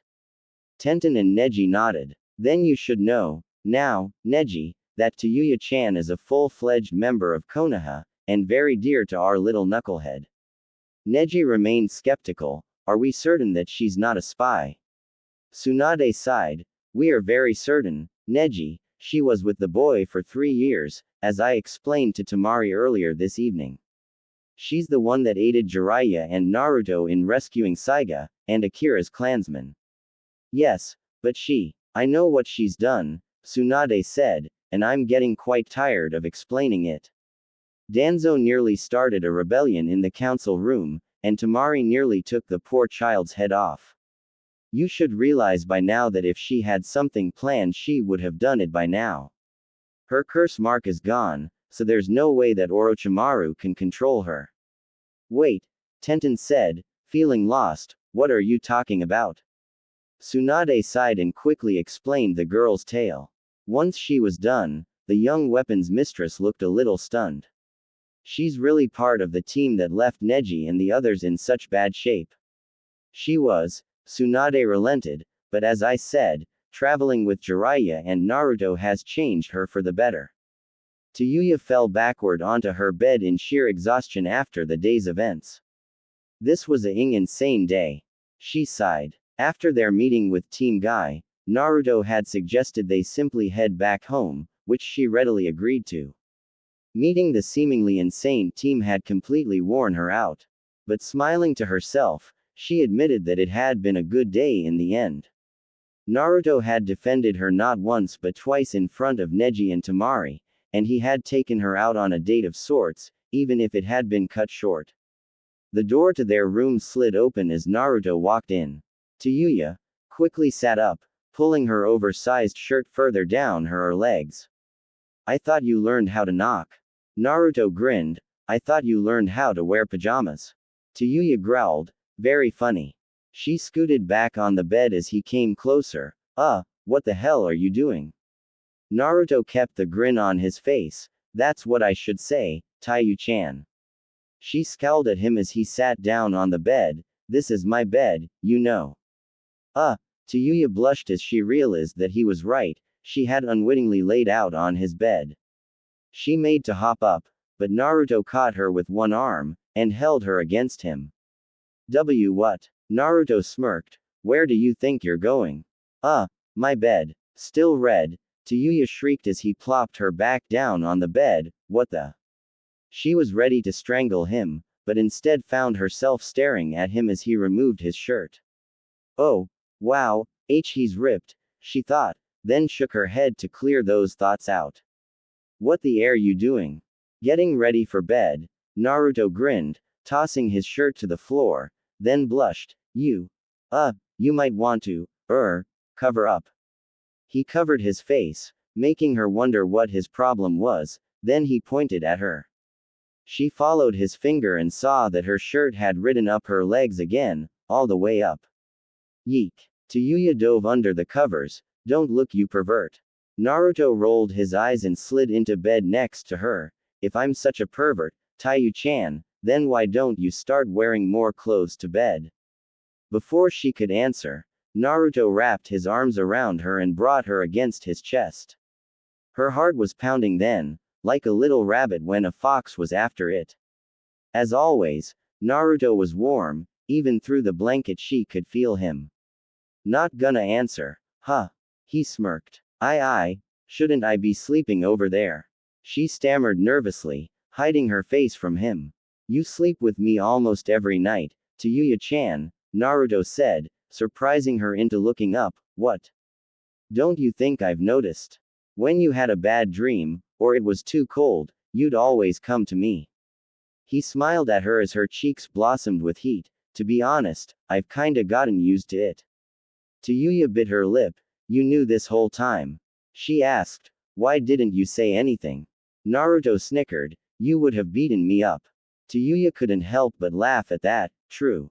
She sighed and wriggled closer to him, the blush still on her cheeks, but this feels really nice. Naruto nodded in agreement, then thought back to what Kurama had been nagging him about all day. Not all day, the fox huffed. Naruto ignored him, saying, Tayuya-chan, I need to tell you something. Tayuya looked up at him. What? Finally. This could have ended badly if you waited much longer. Kurama sighed, laying his head on his paws. He was watching the whole thing through Naruto's eyes. Again, much to the fox's annoyance, Naruto ignored him. In a month or less, Kurama told me that his chakra is gonna rise, and affect me somehow. Tayuya widened her eyes. Are you gonna be okay? Naruto nodded. I'll be fine, but I want you to stay away from me when it happens. What? Tayuya snapped. Why? Naruto gulped. Because I don't want you getting hurt. Naruto, Tayuya growled dangerously. Watching the girl's face, Kurama grinned. Better tell her the truth, Kit, if you value your manhood. The blonde sighed, and laid a kiss against her forehead, because, Tayuya-chan, Kurama says I may become violent. Kit, you're leaving something out. She reached up and flicked him on the nose. Tell me. Alert already. Naruto sighed. Geez, you and Kurama are tough to please. Tayuya kept the glare on her face. Look, when this happens, I'm basically going into what Kurama says is mating season for the foxes. And I won't be able to control my urges, instincts. I have no idea. I just know it would be better for you not to be around. Tayuya, for the most part of the explanation, was slightly stunned. You mean you're turning into a horny fox? Her eyes started twitching. Not that I'm aware of, Naruto sighed. Kurama told me I could either lock myself in my room for a day until it passes, or. He trailed off, not sure how to put the next bit. Or what? Shithead-kun, spill it. Tayuya growled. If you have another option then. I need to find a mate, as he put it, Naruto said as a blush rose to his face. I think I can handle the first option alright as long as there isn't a girl around to tempt me. Oh, Tayuya blushed. So, you need a buddy for the day. Naruto blushed brighter than her hair. That's it, basically. I like her version better. Kurama chuckled, sending a little wave of emotion through his host. Let's liven things up a bit, shall we? Oh, shit, what the hell did you just do? Naruto yelled mentally as he felt something starting to come over him. His body felt a lot warmer, almost hot. Tayuya, taking no notice of the excess heat, was giving his face a small tug. So, what the s so bad about spending all day in bed with your girlfriend? She asked, bring his attention back to her. What was that? He asked, a little stunned. Tayuya scowled. Well, it'll be uncomfortable for you, won't it? Tayuya-chan, he said, it won't be me when that happens. I'll be under the influence of Kurama's chakra. Grr. Naruto, what's taking you so long? Kurama grumbled to himself, you can't be that much of a late bloomer. Kurama's tails were swishing to and fro with anticipation. The emotional waves he was sending through his host were that of desire. By now, any healthy male body would be reacting. Naruto, however, was feeling strange, and extremely hot for some reason. He was mentally cursing Kurama, much to the fox's amusement, for whatever he'd done to him. And the fact that Tayuya, to him, was looking like the most beautiful girl on the planet at the moment, was not helping his condition. A fact that did not go unnoticed by said girl. "Oi, why are you looking at me like that?" she asked, a little embarrassed that he was staring at her. Like what? His voice seemed a little husky, which made Tayuya shiver. Like that, she pointed between his eyes, like you're about to eat me or something. What a good idea, Naruto thought dreamily, and leaned down. Tayuya felt him move and looked up just as his face was right next to hers, brushing her lips against his. She gasped in shock, which he took for an invitation, and crushed his mouth against hers in a searing kiss. Tayuya's gasp quickly turned into a sigh as she melted into the kiss, moving her lips along with his in gentle caresses. His hands started roaming her body through the blanket, making her shiver more when he touched a sensitive spot near her lower back. Tayuya's hands came alive as well, tangling in the blonde's unruly hair, and pulling herself closer to deepen the contact between them. Feeling bold, Tayuya ran her tongue across his lip, prodding him for entry. Naruto fought back a grin as he opened for her and fought back with his own tongue. Then he trailed his down her back, earning a surprised gasp from her, giving him a chance to breathe before moving his lips across her cheek and giving her ear a gentle nip with his teeth. Tayuya's heart was hammering into her ribs almost painfully as he continued hisso, attacking her neck, raking his sharp teeth across her skin.